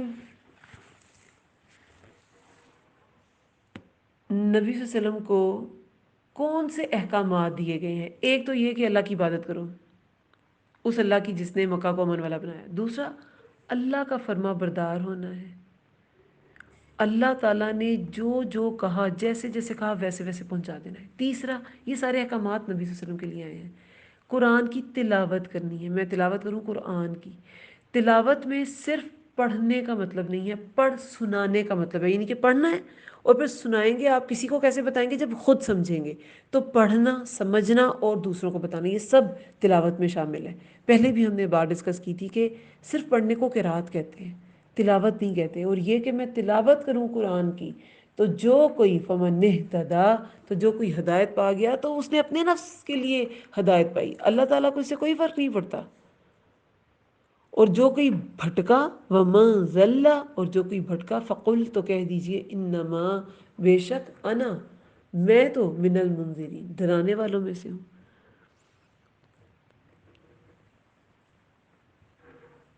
جس نے ہدایت کو فالو کیا اس کا اپنا فائدہ ہے۔ اللہ تعالیٰ تو دین کا کام دعوت الارض سے بھی لے لیں گے، اور حدیث میں آتا ہے کہ اللہ اپنے دین کا کام فاجر سے بھی لے لیتا ہے۔ وہ تو دین کا کام کرنے والے تو بہت ہیں، جانور آ جائے گا، لیکن جو انسان اس کام سے چوک گیا، اس کا اپنے نفس کا، اس نے اپنے نفس کو کیا کیا؟ اس کو نقصان میں ڈال دیا۔ اور جو کوئی بھٹکا تو کہہ دیجئے، بے شک میں تو ڈرانے والا ہوں۔ کہ اب آپ کی ساری تعلیم کے بعد آپ سبمٹ بھی آپ نے اپنا آپ کر دیا، فرما بردار ہو گئے، آپ نے اللہ کی عبادت کی، فرما برداری کی، پھر آپ نے قرآن کا پیغام سارا پہنچا دیا۔ اب اگر کوئی بھٹکتا ہے تو آپ کا کام صرف ڈرانا تھا، انذار کرنا تھا۔ من المنذرین ہیں آپ، منذر ہیں، آپ کا کام انذار تھا، آپ نے وہ کر دیا۔ کسی کو منوانا آپ کا کام نہیں ہے، کوئی نہیں مانتا اسے اللہ تعالیٰ خود نبٹ لیں گے۔ سورہ حامیم سجدہ میں اللہ تعالیٰ کیا فرماتے ہیں؟ عنقریب ہم انہیں آفاق اور انفس میں، یعنی دنیا میں اور انسان کی ذات کے اندر، اس کے انفس کے اندر اپنی نشانیاں دکھائیں گے، تاکہ ان پر واضح ہو جائے کہ حق کیا ہے۔ اللہ تعالیٰ کائنات میں بھی نشانیاں دکھاتے ہیں۔ دیکھیں یہاں پر نشانیوں کی بھی بات اب آئے گی 93 آیت میں، اور انسان کے اپنے نفسوں میں بھی نشانیاں ہوتی ہیں۔ اور اس کے علاوہ ایک اور ٹائپ کی بھی نشانی ہے، وہ اب ہم ڈسکس کر لیں گے 93 آیت کے ساتھ۔ لیکن یہ سب اللہ تعالیٰ نے انسان کو دکھائیں، اور انسان کو اللہ تعالیٰ دکھاتا ہے تاکہ حق کو یہ دیکھ لے، کسی طرح انسان حق کو دیکھ لے۔ وَقُلِ الْحَمْدُ، اور کہہ دیجئے سب تعریف للہ، اللہ کے لیے ہے۔ سَيُرِيكُمْ، عنقریب وہ دکھائے گا تمہیں، آیات ہی، اپنی نشانیاں، فَتَعْرِفُونَهَا، تو تم پہچان لوگے انہیں، وما، اور نہیں، ربک، رب آپ کا، بغافل، غافل، عما، اس سے جو، یا تعملون، تم عمل کرتے ہو۔ اور کہہ دیجئے، اب شروع میں بھی جو 19 پارہ تھا، اس کی جو اینڈ والی آئی تھی، اس میں بھی اللہ کی تعریف تھی۔ یہ ساری اگزامپل سے پہلے اللہ تعالیٰ نے کوشچن کرنے سے پہلے، کیا اللہ بہتر ہے یا باقی شریک، اس سے پہلے بھی الحمدللہ کہلوایا گیا نبی صلی اللہ علیہ وسلم سے۔ اب پھر کہا جا رہا ہے اس سورہ کے اینڈ پہ کہ کہہ دیجئے سب تعریف اللہ کے لیے ہے۔ سَيُرِيكُمْ، عنقریب وہ دکھائے گا تمہیں، آیات ہی، ایک اپنی نشانیاں، آیات ہے نا، ایک نہیں، آیت ہی ہوتا تو اپنی نشانی ہوتا، آیات ہی ہے تو اپنی نشانیاں۔ عنقریب وہ دکھائے گا تمہیں اپنی نشانیاں، فَتَعْرِفُونَهَا، تو تم پہچان لوگے انہیں۔ اب یہ آیات ہی سے کیا مراد ہے؟ کائنات کی نشانیاں۔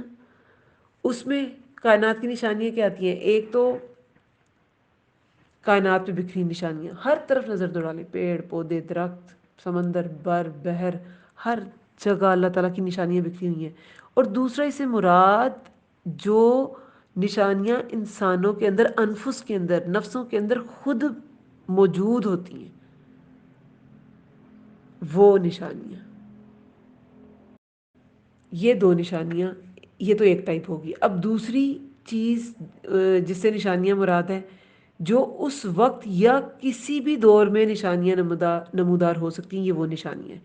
ایک تو یہ کہ عنقریب وہ دکھائے گا تمہیں اپنی نشانیاں، تم پہچان لو گے انہیں، یعنی کہ جو انسان کے اپنے اندر اس کے نفسوں میں ہوتی ہیں اور جو کائنات میں بکھری ہیں۔ اور ایک وہ نشانی جو خاص طور پہ اللہ تعالیٰ کسی حق کو ثابت کرنے کے لیے بھیجتے ہیں، جیسے غزوہ بدر میں اللہ تعالیٰ نے 1000 فرشتوں کی فوج بھیجی اور مسلمانوں کو حق پر ہونا ثابت کر دیا، مسلمانوں کو فتح نصیب ہوئی، حالانکہ اسباب اس کے برعکس تھے، لیکن وہ اللہ تعالیٰ کی ایک نشانی تھی۔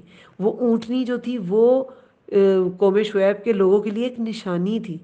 تو ایسی نشانیاں، وہ جو عصا تھا وہ ایک نشانی تھا موسیٰ علیہ السلام کے لیے کی طرف سے۔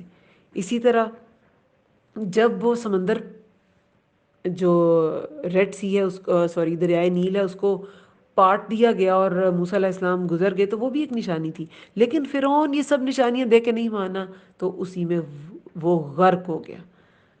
وہ پھر پہچان گیا اس نشانی کو دیکھ کے، وہ بھی ایک نشانی تھی، پھر پہچان گیا، پھر عبرت کا نشان بن گیا، لیکن موت کا وقت تھا، اس کی توبہ قبول نہیں کی گئی۔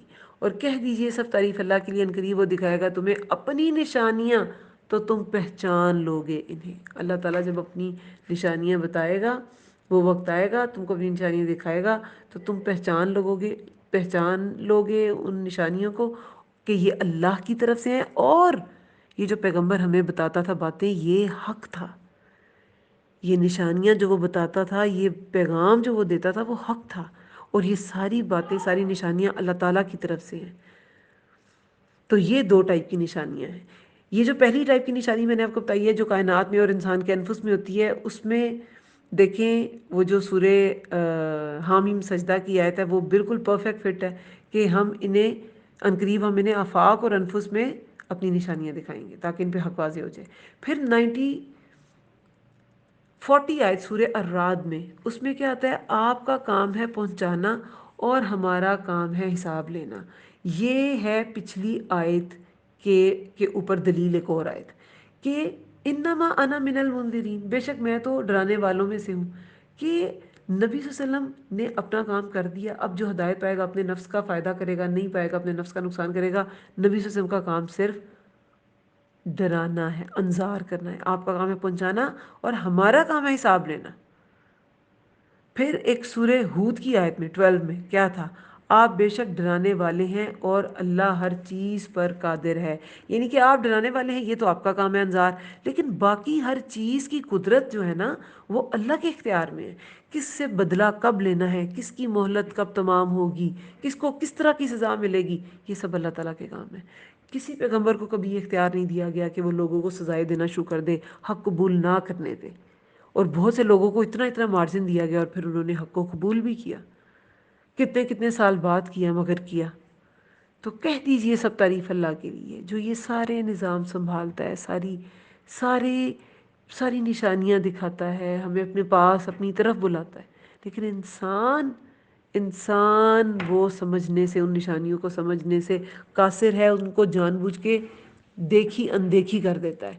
اور کہہ دیجئے سب تعریف اللہ کی، عنقریب وہ دکھائے گا تمہیں اپنی نشانیاں، تو تم پہچان لوگے انہیں، فتعرفونہا، وما اور نہیں ربک کا رب آپ کا بغافل غافل عما اس سے جو تعملون تم عمل کرتے ہو، یعنی کہ جو بھی تمہارا عمل ہے اللہ کے احکامات کے مطابق ہے یا نہیں، اللہ کے نبی صلی اللہ علیہ وسلم کی تعلیمات کے مطابق ہے کہ نہیں، اللہ تعالیٰ ہر عمل کو ریکارڈ میں رکھے ہوئے ہے۔ اللہ تعالیٰ کسی عمل سے غافل نہیں ہے، چاہے وہ ہلکا سا کوئی چھوٹا سا عمل ہے، چاہے وہ کوئی بہت بڑا عمل ہے۔